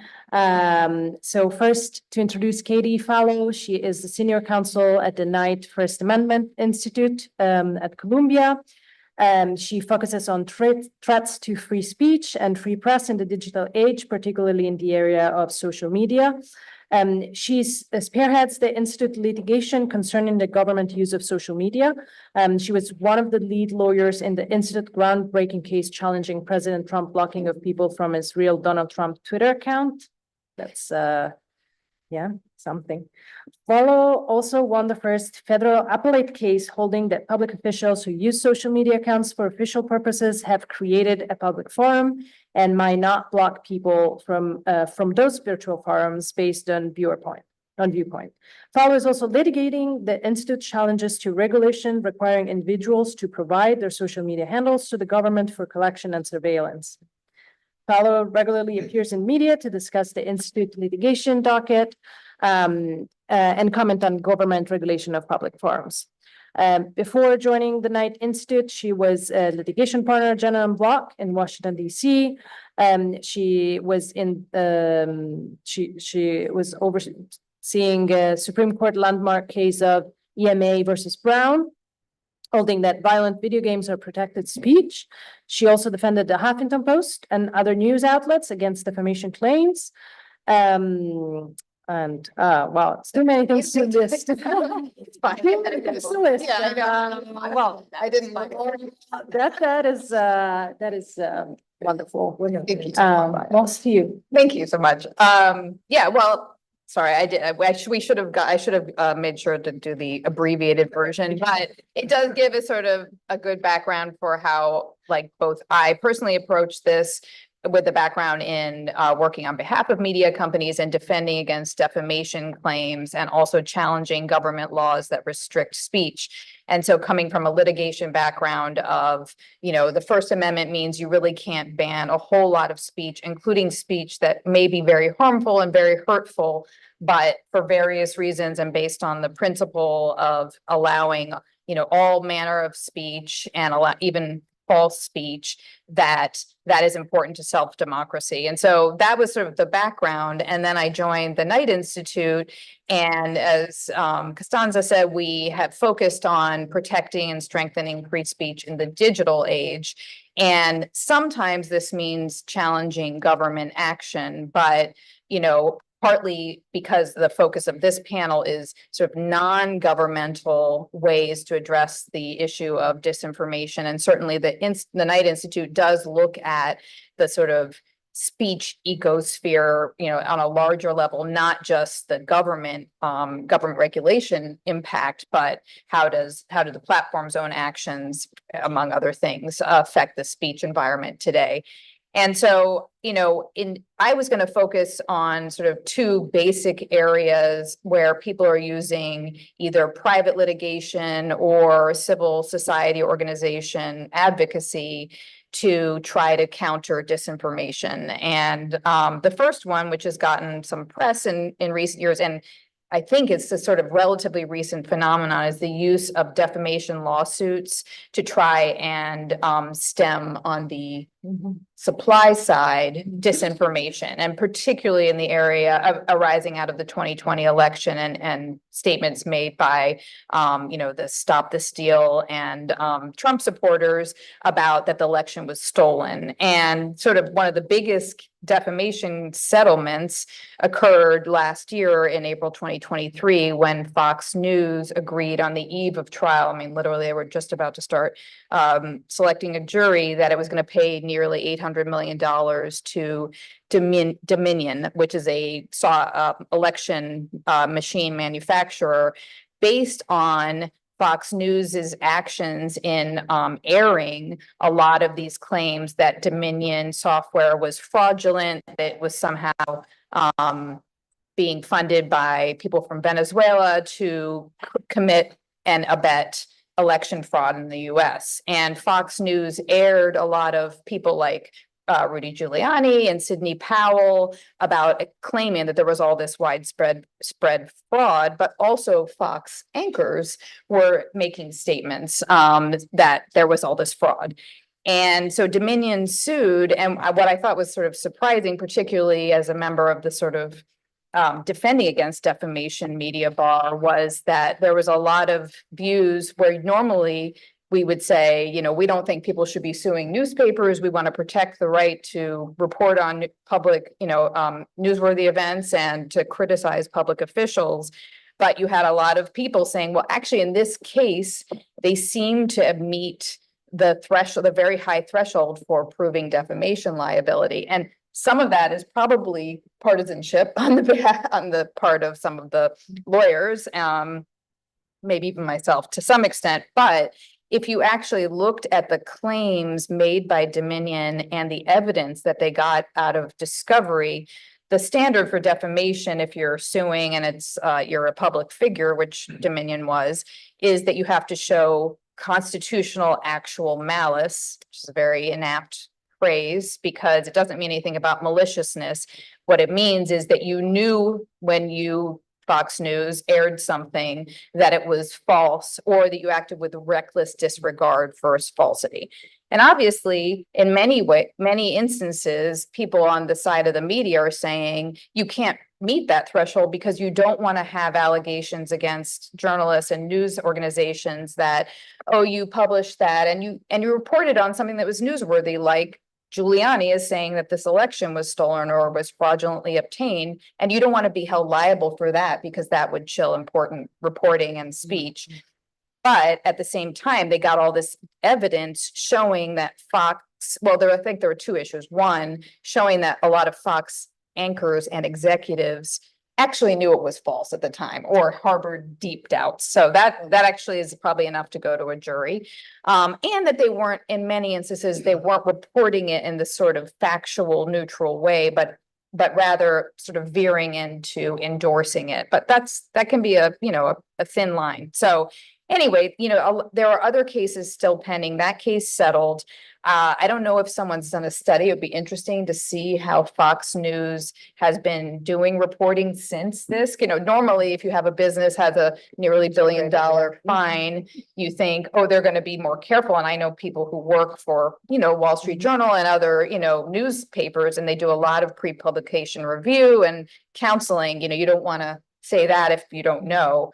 So that would be an interesting study, but there is another case against Smartmatic, another voting manufacturer, machine manufacturer, that's actually going to go on trial. It's supposed to against Newsmax at the end of this month. So that'll be interesting to see what happens with that. And then the other thing that we have worked on at the Knight Institute has been not litigation, but sort of one idea to approach this, well, I don't know if it's the supply side or not, but is to look at the importance of journalists and researchers studying the social media platforms to determine how much disinformation is out there. Is it enabled by the algorithm? Basically just to get information and educate the public and maybe regulators. But there has been this concern because most of the social media platforms have policies that ban researchers from using like a fake account or gathering certain information. So it is against the platform's terms of service.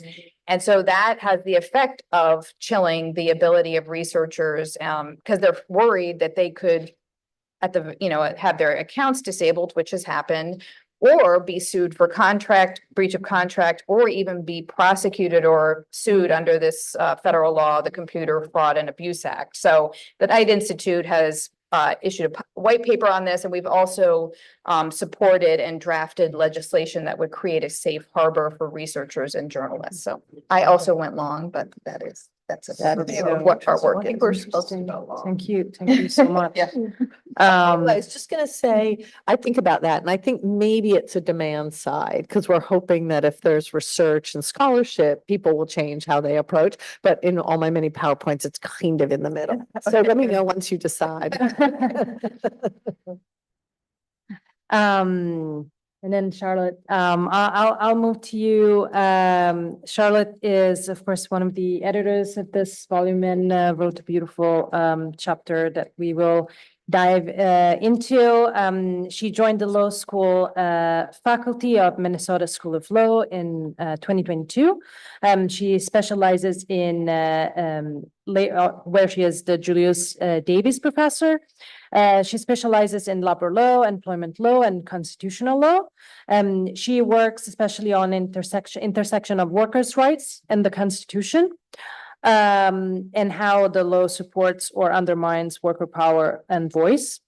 Her scholarship has appeared in several leading law reviews, including the University of Pennsylvania Law Review, Emory Law Journal, Boston University Law Review, and others. She also wrote a more general audiences on the Scotto's blog and on labor. She published in 2019 with Cambridge University Press her volume, The Cambridge Handbook of U.S. Labor Law for the 21st Century. She is a co-author of two leading law casebooks, Modern Labor Law in the Private and Public Sectors, which chose later, Anne-Marie Lofazo, Richard Griffin, and Seth Harris, and Employment Law Cases and Material. Prior to coming to the University of Minnesota, she was a professor at Seattle University School of Law. She was the co-associate dean for research and faculty development there. She was also previously a visiting professor at the University of Alabama School of Law. And so I'll pass it on to you. Great, thank you for that. Well, let me just first thank Holly and Global Freedom of Expression for the vastly enormous amount of work that you all did pulling this together. The reason things have run smoothly today is Holly and her team, so thank you so much.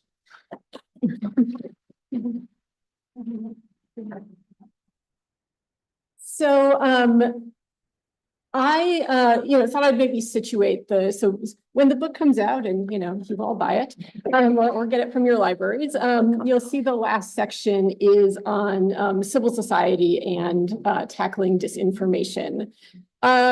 So, there's sort of, I think, an understandable focus among legal scholars on what law can and can't do about, democracy corroding misinformation.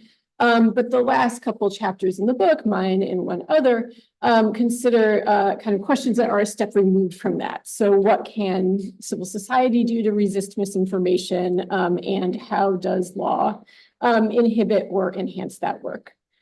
So Vicki Jackson's chapter focuses on what she calls knowledge institutions, especially universities.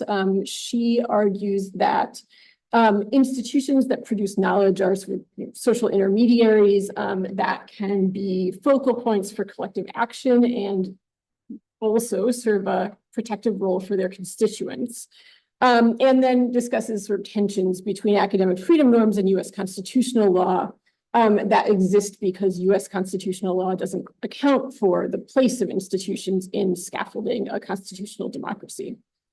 And then my chapter focuses on labor unions, which, perhaps aren't always the first to mind when one thinks about misinformation and institutions that resist misinformation, but which I think maybe should. Okay, first, at a general level, political science and sociologists suggest that unions just generally strengthen American democracy. They help reduce economic inequality, which is important because economic inequality then undermines social trust and integration. Unions increase workers' abilities to have their voices heard and their preferred policies enacted. And that looks like, sort of what you might expect. Organizing voter outreach and lobbying efforts, running programs to train members to run for political office. And also just, sort of bread and butter type issues, negotiating contracts that mean that workers only have to work one job and that job occurs on a predictable schedule. And that means that you can, go to a protest or go out and vote. So at the most general level, right, the idea is that by making workplaces less autocratic, unions give workers a sense of their own efficacy and empowerment. So that's sort of democracy in general, but what about misinformation specifically? Unions respond to, encounter and respond to misinformation, including political misinformation, in the course of representing their members all the time. Unions have long seen political education and empowerment as part of their role, and they accomplish that through both kind of member-to-member communications, conversations, but also sort of mass media style, right? Sometimes through their own newspapers, sometimes through radio, for example. And then in addition to that, right, there's a special role, I think, for unions of knowledge workers. My chapter focuses on unions of journalists, but I think there's a similar story to tell about unions of educators or librarians or scientists. So if you followed teacher strikes in the US over the last several years, you've probably heard the slogan that teachers' working conditions are your children's learning conditions. It's maybe like less catchy to say that journalists' working conditions are the public's news reading conditions, but that is also true. And for the last decade, we've seen, a huge wave of new organizing among journalists, starting with digital outlets like Gawker in 2015, but also reaching legacy outlets like the LA Times.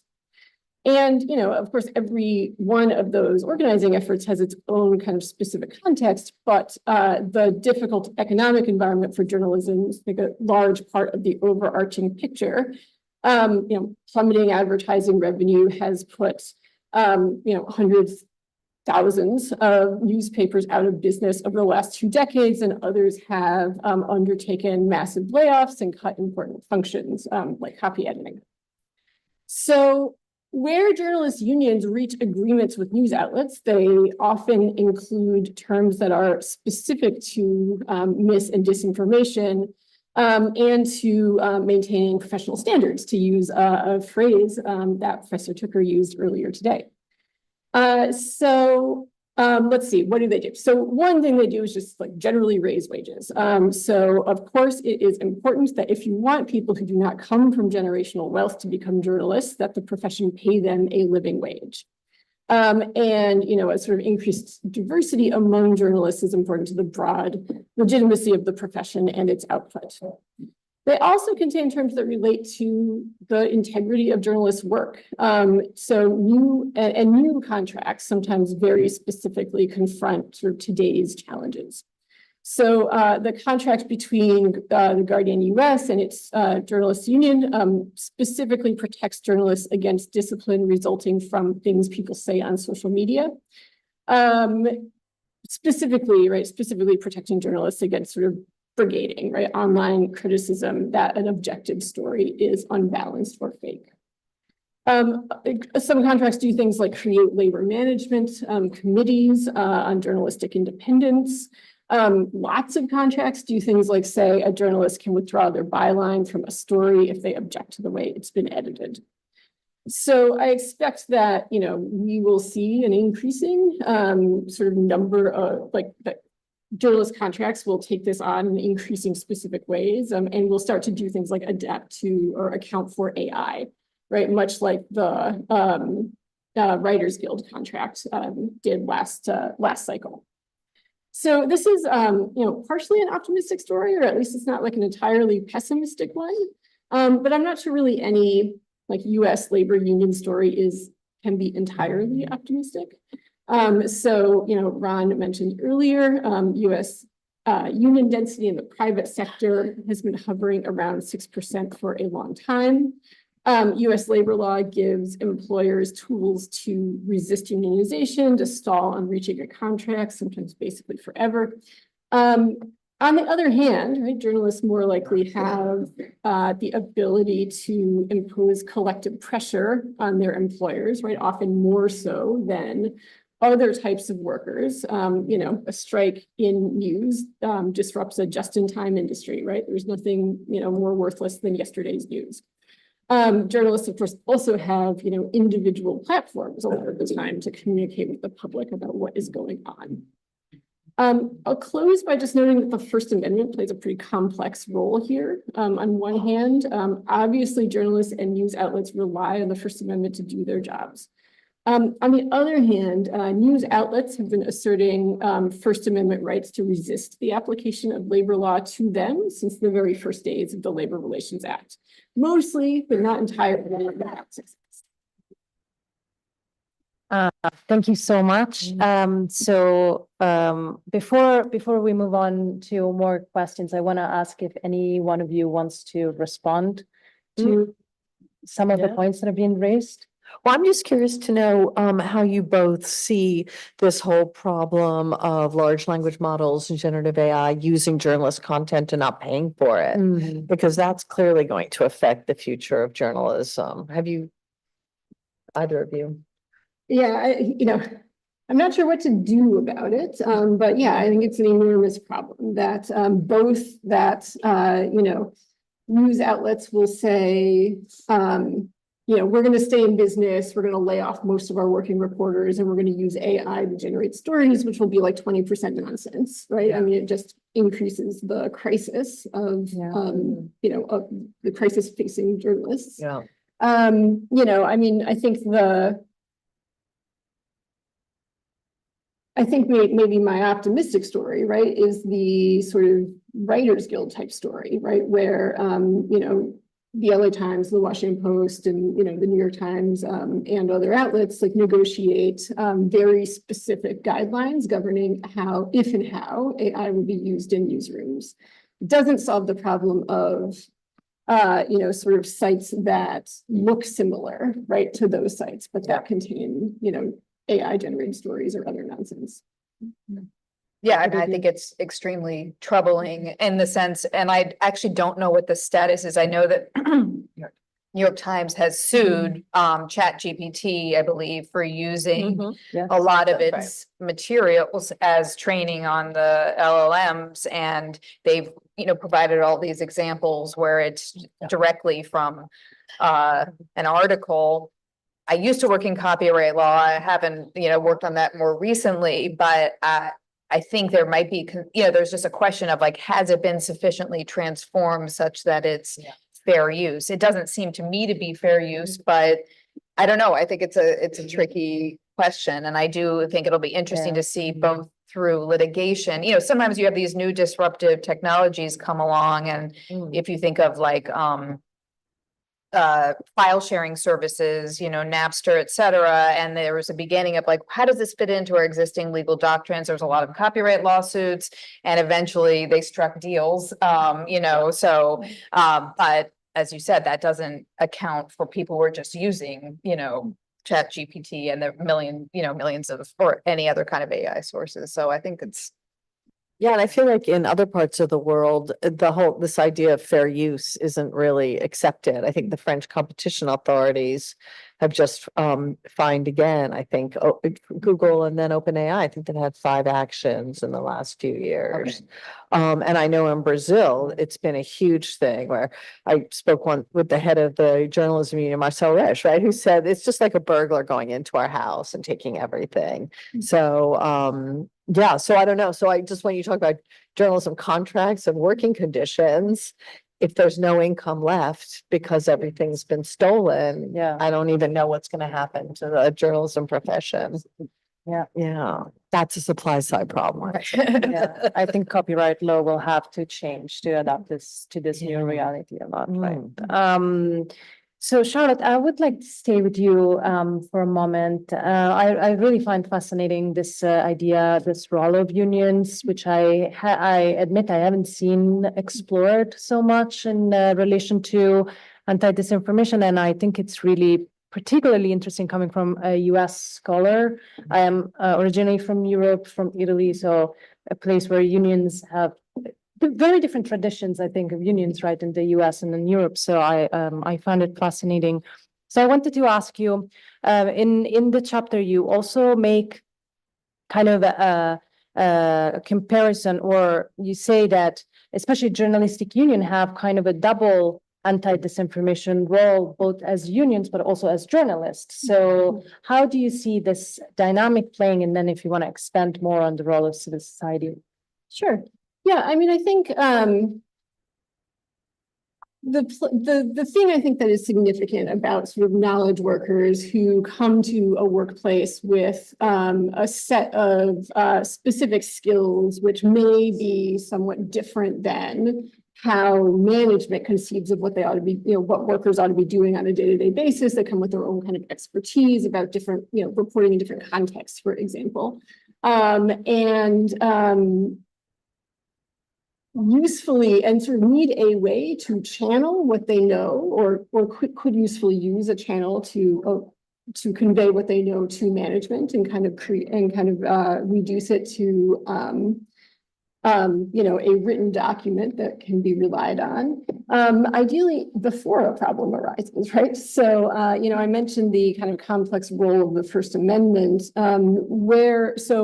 it's not uncommon to see journalism contracts that contain guidelines about sort of editorial type issues, right? So, we're going to have a committee to hash out editorial issues or the withholding your bylines thing. But where a problem arises in which journalists believe that the kind of wall between editorial and news has been breached, and that drives unionization, then employers have, news employers have like a specific incentive to resist negotiating that point, and have been somewhat successful raising First Amendment claims there. The kind of like just-in-time collective action response is less effective than a collective response that sort of starts earlier on, right? You know, an employer is happier to agree to a policy that protects journalistic independence when there's not a problem. Because that's free, right, in the absence of a problem, right? Yeah. And if that can be part of a contract that makes it easier to negotiate the financial issues, right, that will seem appealing to the employer. You know, we might say a similar, you know, scientists at the EPA, you know, we're obviously like very concerned about scientific independence during the Trump administration. In the early days of the Biden administration, the EPA administrator put in, you know, a policy to protect scientific independence. However, EPA scientists also just negotiated their own slightly different version of that. And, you know, this is the official policy of the EPA, right? Pro-scientific sort of independence. So they're willing to do that. And then the contract will last, you know, for 3 years or so.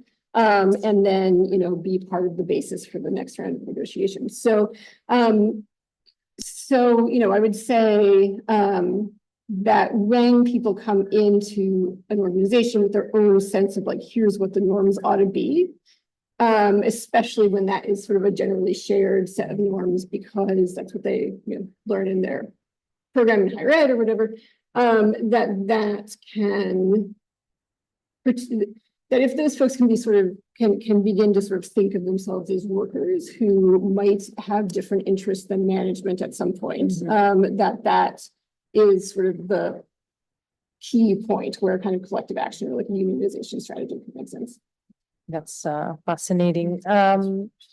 Do you want to comment? Well, the only thing I would say is actually, as you were talking about that, I was thinking about, at least with some of the documents in the Fox News Dominion lawsuit, you did see some difference between the people on the news side who, you know, the Fox News has been a news site for a long time, and they have a lot of new journalists who don't think of themselves as, you know, biased opinion makers, but that they're reporting the news. And there was some pushback between them and then on the executive. So if they had more power, I don't know whether I assume they're not unionized, but yeah, so probably not. But yeah, to have a way to be protected through contract to speak out about, you know, if they're disseminating falsehoods, but.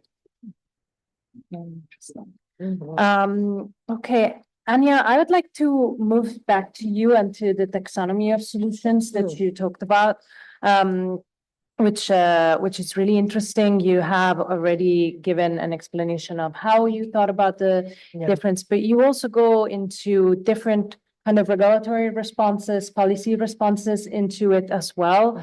I think I'll make a little digression. This week at the UN, the Global Digital Compact is gonna come to fruition, and I think that a lot of those tensions that you described were at play during the negotiations, right? Like different visions of how do we go about regulating digital, regulating tech, and also related to disinformation. So can you tell us a little more about that part? Yeah, I mean, I definitely don't feel like I've paid enough attention to the Global Digital Compact, and I'm not sure why. Maybe because I feel like there's already so much skepticism about it. Yeah, sorry, I did not want to make the conversation about that. Yeah, no, but I would like to it learn is more. good. Do you want It's a to good talk more about it? Oh, no. I I'm just meant interested. that those three types of regulation, I think have played a role. And so I would like to talk about like this different visions and different solutions to this But information. anyway, I was hoping you would talk about the Global Digital Compact because I would definitely like to know more about what's happening. So I guess, again, I'm not a lawyer, but I really enjoyed Anu Bradford's book about digital empires. And again, taxonomy. She sort of said there's three ways, right? There's the American way of no regulation. There's sort of China, the super heavy-handed. And by the time you finish this book, you're like, well, obviously the Digital Services Act is the only option, flawed though it is. So I find that very interesting. And it's the usual story that in Europe, people love to criticize the Digital Services Act and say it's not being properly implemented and that governments haven't put enough resources into it. But I think it's the only option. I think it's the only model we've got. I know Brazil has obviously looked at doing something similar. And I also feel, and I'd love to know what the lawyers think, but I guess a little bit feel that regulation is sort of a nudge. You know, it's really hard to take on these companies, but at least regulation kind of says, hey, you've got to do it or you might get sued or you might get fined. And I just finished a book chapter with a Brazilian co-author, Felipe Laurentzen, about my particular passion is the bargaining codes, which was getting Google and Facebook to pay for news. And they have succeeded in killing those laws basically everywhere in the world. And we've just written a book chapter about the different tactics that they use. And it's completely the usual American corporate playbook of, putting out disinformation and misinformation about these laws, hiring government regulators, lobbying, buying off some people. And I met some Indonesian publishers recently because they've got the framework for this. And they said, okay, this is very funny. I'm so not a lawyer, but you know how in New York, if you get divorced, the first thing you do is you go to all the top divorce lawyers so your wife can't hire them. Right. This is what Google has done in Jakarta, apparently. So the Indonesian said to me, we can't find a lawyer now because Google has interviewed, the top 6 firms. Oh, wow. So this is the kind of thing they're doing. Luckily, I went to Australia and I met like some really sharp lawyers and they were like, no problem. We will take care of this. Just introduce them. We've got names. But these are the kinds of things. And in Malaysia, 2 weeks ago, Google just made an agreement with a bunch of publishers. And, in Central America, they're giving people like $20,000 a year and trying to forestall the regulation. I mean, there's so many things. So I do think that these companies are super powerful and I'm kind of admitting defeat. I mean, I've been looking at bargaining codes for 4 years and kind of hoping that they would spread. And, I think I've lost that battle totally. But I still think we can't give up on regulation. And this is what I say, Meta, as you know, dropped news in Canada. So everywhere I go, regulators are terrified, Australia, South Africa, et cetera, et cetera. And I'm like, you have a problem because they will exercise their power. So then what do we do as regulators? Do we just say, can't do anything, I give up? Or do you keep trying to push? So that's another reason I really like the book, because I feel like you're still trying to push. And of course, that's exactly what the First Amendment Institute does. You're so creative about the strategic litigation and always coming up with cool new lawsuits that get on the front page of the New York Times. Someone goes, wow. Last night I was with Camille Francois and Jamil, and she was like, he's keeping us all out of jail. I know, they're wonderful. We love them. Yeah. So Well, thank you. Katie, Charlotte, would you like to comment on that or respond to that? Well, I guess so you talked about, your students agreeing that this is a problem and then getting together and discuss solutions and the need to still push. Like, where do you see as the most promising place to push? Oh, well, I think each country, I mean, again, you're the experts, but it's clear that each country is choosing a different path, right? So I think as much as we can, push the legal regimes, but lots of places aren't going to do them or aren't going to do them in the way that we want. Yeah. I mean, I just think from our perspective, to some extent, as I think was mentioned in the last panel, under First Amendment law in the United States, it would be very difficult to pass a law that directly regulated disinformation. Of course. And some of that may be bad from a normative standpoint, but some of it I would propose also actually serves good values in terms of allowing for a lot of free speech and not chilling speech if it were, turned around to be used against people that you're sympathetic with. At the same time, I think people often they realize, oh, this won't fly under the law as a regulation in the US. So they look to the EU because obviously there's such a powerful, market that it does have an impact on the platforms. And, actually, when I was working at the Federal Trade Commission with consumer protection laws, and they were like, this was in, I don't know, early 2010s. They don't have a lot of authority to go after a lot of the practices of the platforms in terms of, Yeah. you know, how they're treating their customers, but they would look to EU, or at least they were interested in following, you know, what are they doing?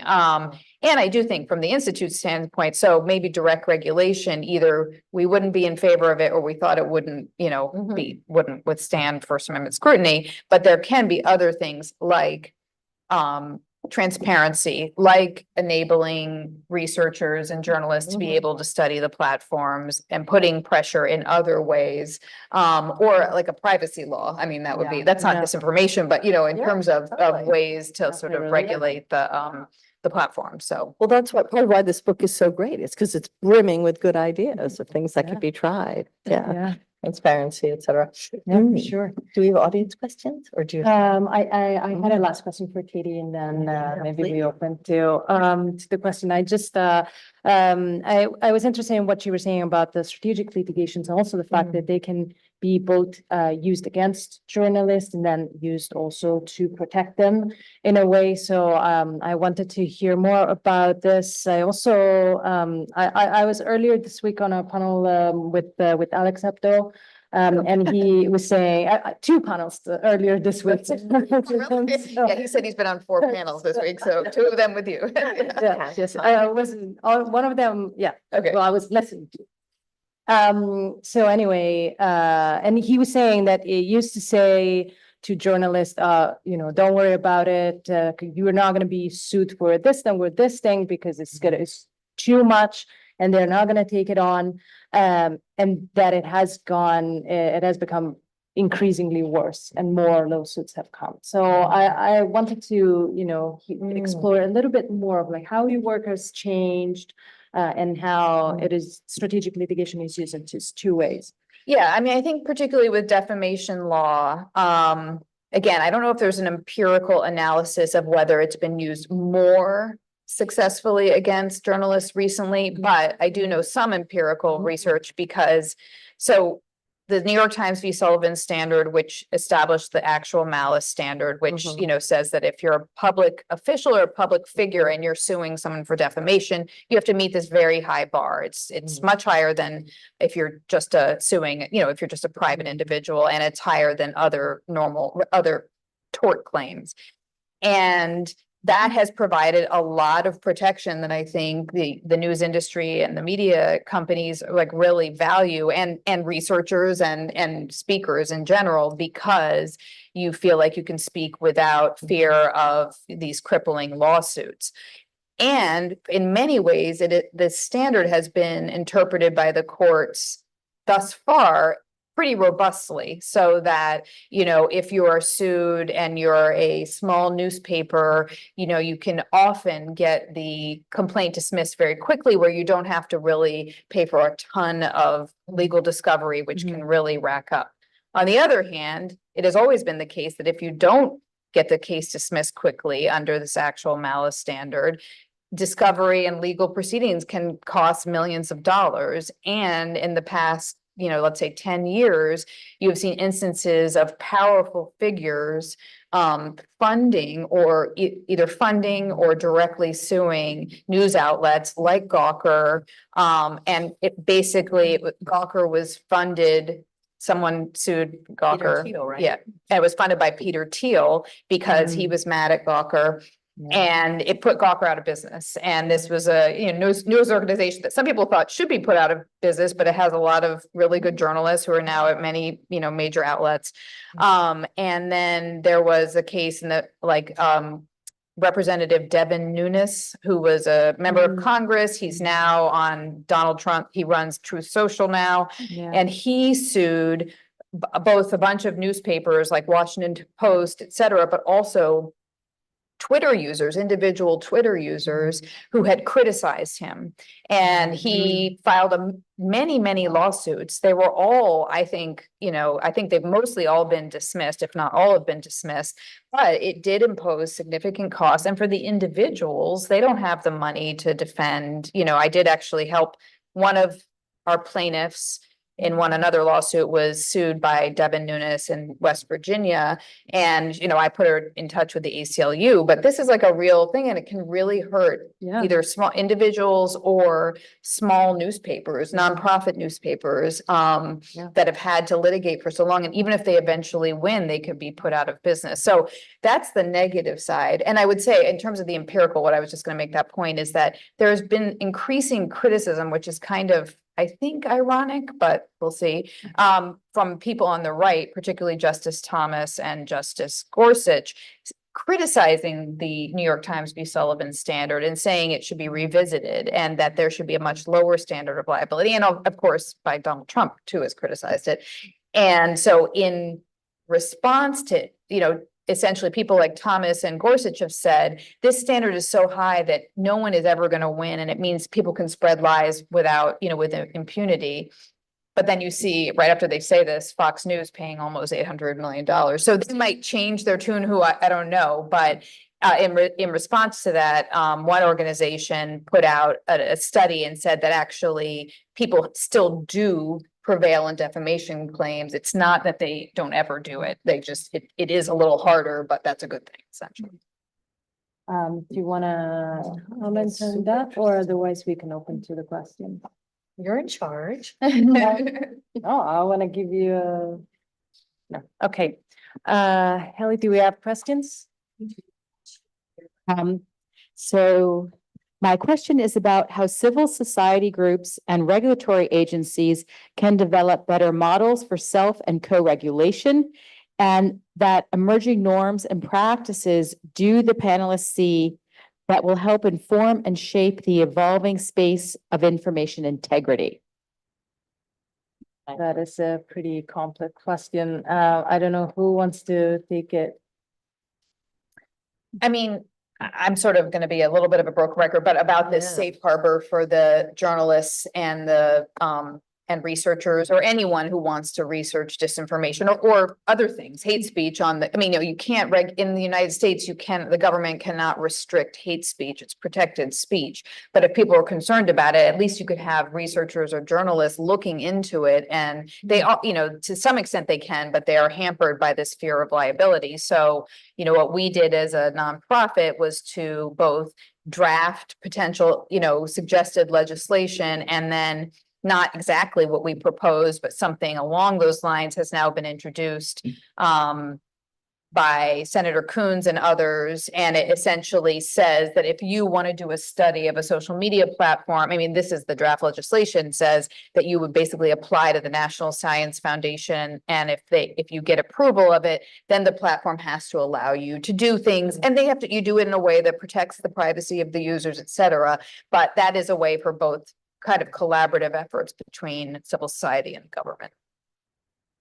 Yeah, I feel like there's so much collaboration at the moment between regulators and civil society. And, I love Terry Flu's book, by the way, because he has really great charts of like all the different co-regulatory initiatives around the world and, or most, I guess, in Europe. But I do feel like there's been a lot of conversation and a lot of back and forth where, with all the codes of practice. The EU kept calling in the platform saying, why don't you try this, the trusted flagger. So I feel like there were kind of years of those discussions and still are. Yeah. They're so, as we keep saying, they're so huge. You can't really, you have to have them involved in all of these conversations. Yeah, for sure. And in a way, even too many, maybe, like they need to kind of consolidate something. Yeah. So, we have a question from the room. Okay, one more from online. My question is to Katie. Hello. The Knight Institute has several cases against Donald Trump for blocking criticism of his X account. Is the argument for the account being a public forum, is that valid when we have running candidates? Further, a comment for something Katie said, the new DSA imposes obligation for VLOPs, VLOPs, and VLOSs for providing information for research purposes. You can try this way. Under Article 40 of the Digital Services Act, DSA, vetted researchers will be able to request data from the very large online platforms and search engines to conduct research on systemic risks in the EU. Okay, well, there was some acronyms in there that I'm not entirely familiar with, but anyway, that sounds great. In the sense of as a good alternative to the US, at least until, if we can adopt something like that. But I do think things like that could provide information about the platforms, and maybe you're doing the research in the EU, but because you would still, if you're doing it here, be potentially liable under these other laws. But in terms of on the public forum, yes, the theory in our lawsuit against Trump, when he was president, it was based on the fact that he was president and he was using his account for official purposes, and that if you run a government-run social media account, you're bound by the First Amendment. And the theory is that the comment section where everybody can reply to you and talk to each other, that operates as a public forum. And under longstanding First Amendment law, if it's a public forum, you can't block people based on viewpoint.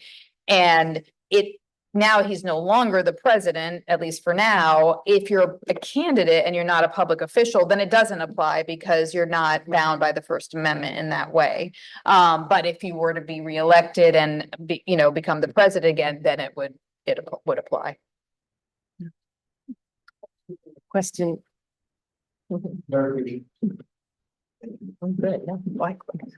First of all, thank you so much, Anya and Holly, for inviting me to be here. And two quick comments. I would say, please do observe carefully what's happening in Brazil. Yes. Invite more Brazilians to come to. I don't know if you are aware, but in Brazil, WhatsApp is much more than a messaging system. It became a really social network through groups and communities. And it's a huge source of fake news and disinformation. Just a quick comment. I'm sure you are familiar, but I'm proud to be part of a nonprofit organization of lawyers supported by philanthropy and donations. And we defend freelancers and small newspapers.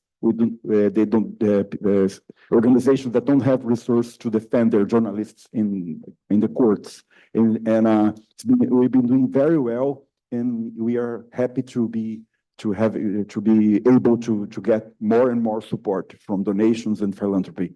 So it's a very interesting experience, but that's what I want to underline. Thanks so much. But can't you tell us a bit about what's happening with X in Brazil?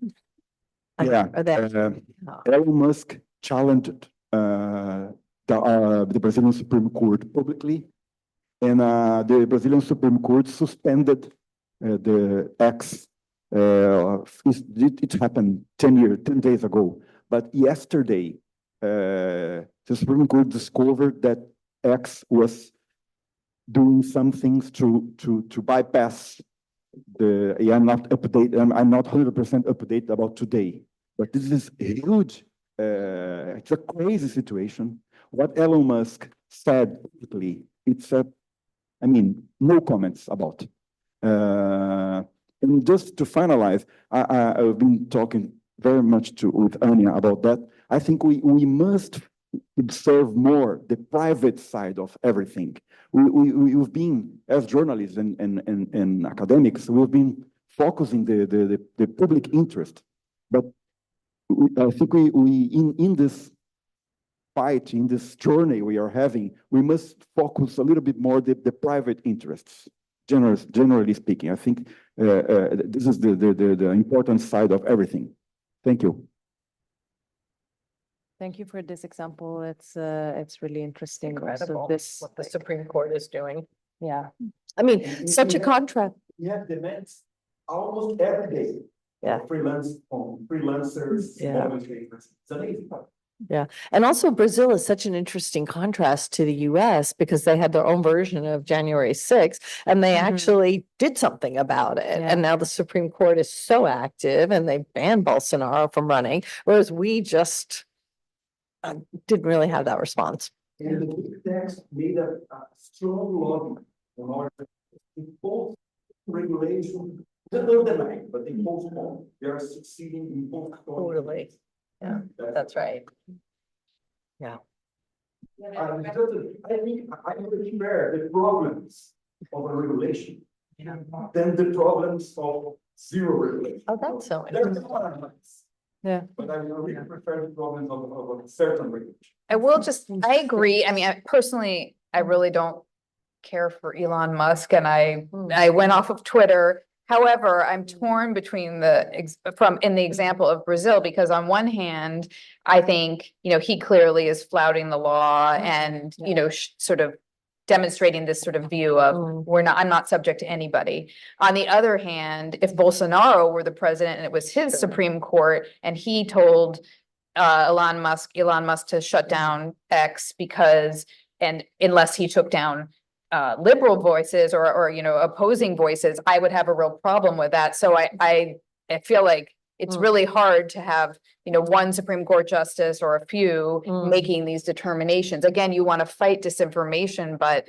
when disinformation means different things to people, sometimes it means what the other side is. I don't know. It's just, I think it's a really. Although don't forget, if Bolsonaro became president, everything would be so awful. It wouldn't just be the Supreme Court. Like they would find another, I mean, that's what we learned here with Trump, right? It didn't matter what your laws were because they're going to do something anyway. Fake news and information.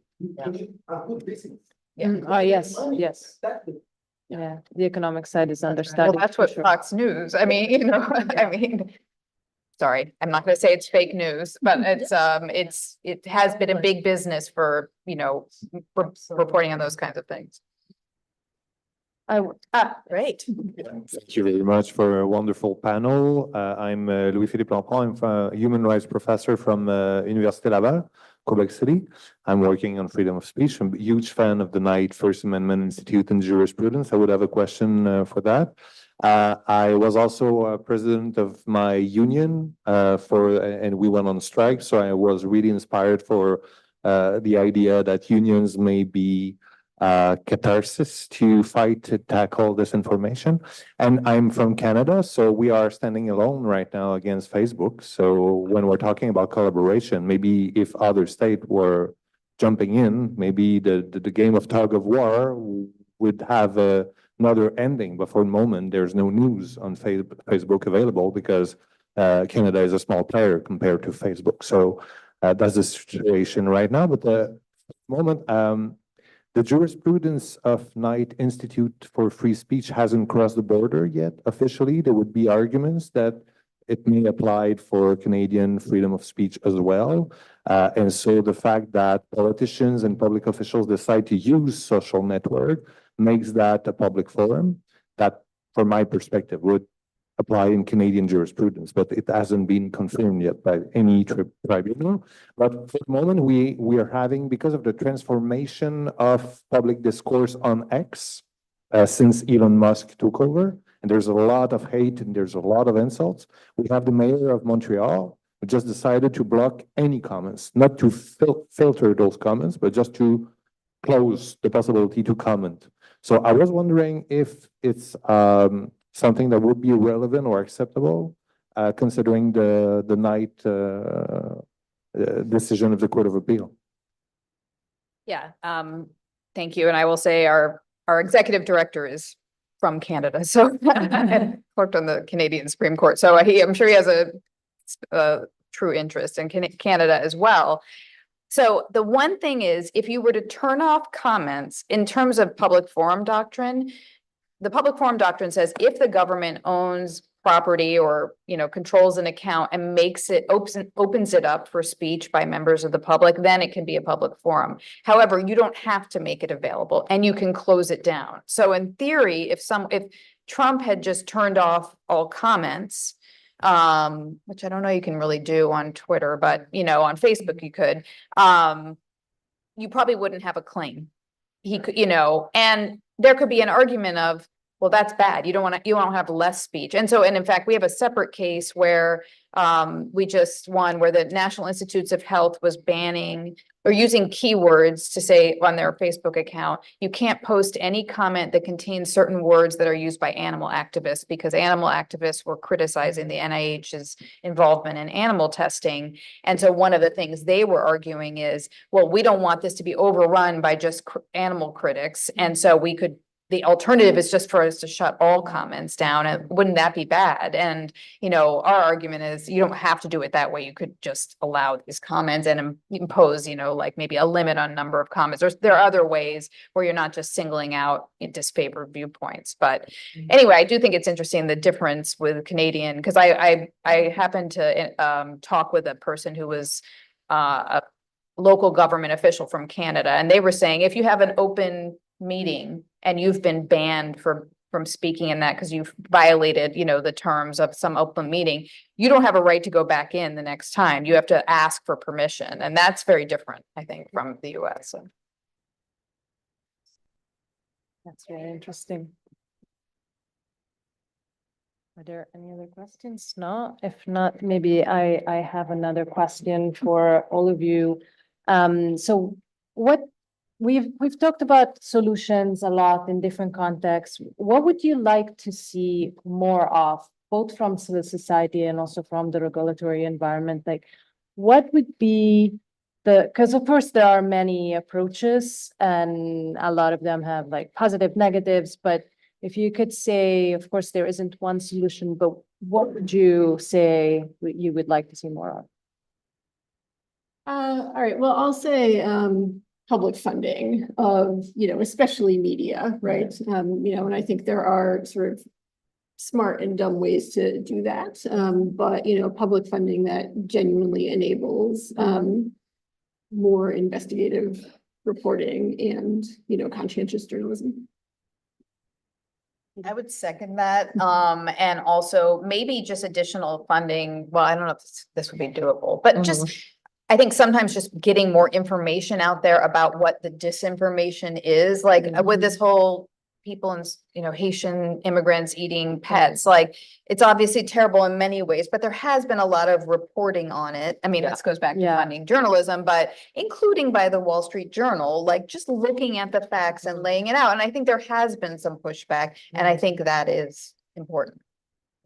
I think that journalists always think the solution to every problem is more journalism. That's true. And they're right. But I definitely think there's enough investigative reporting out there in the world. And the problem is that people aren't paying attention to it, or it's not having impact. I mean, there's definitely not enough like covering Albany or explaining New York City, although we have lots of great like The City and Documented and New York Focus.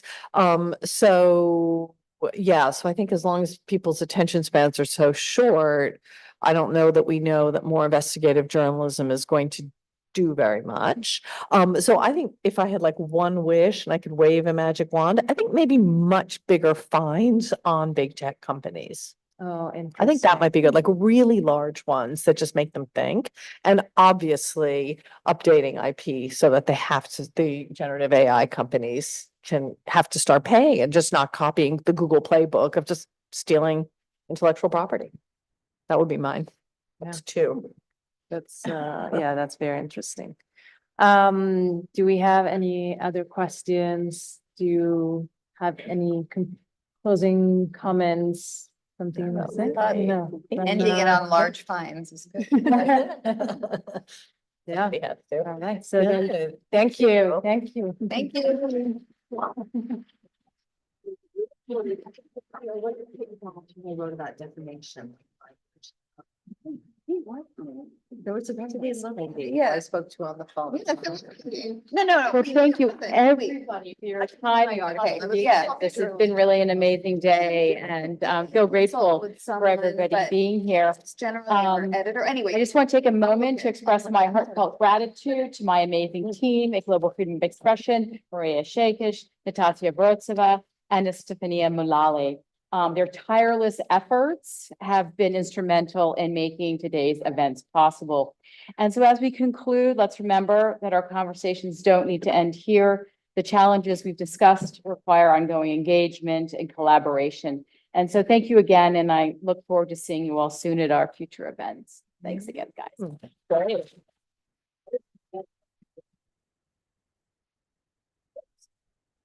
Okay, that's Katie.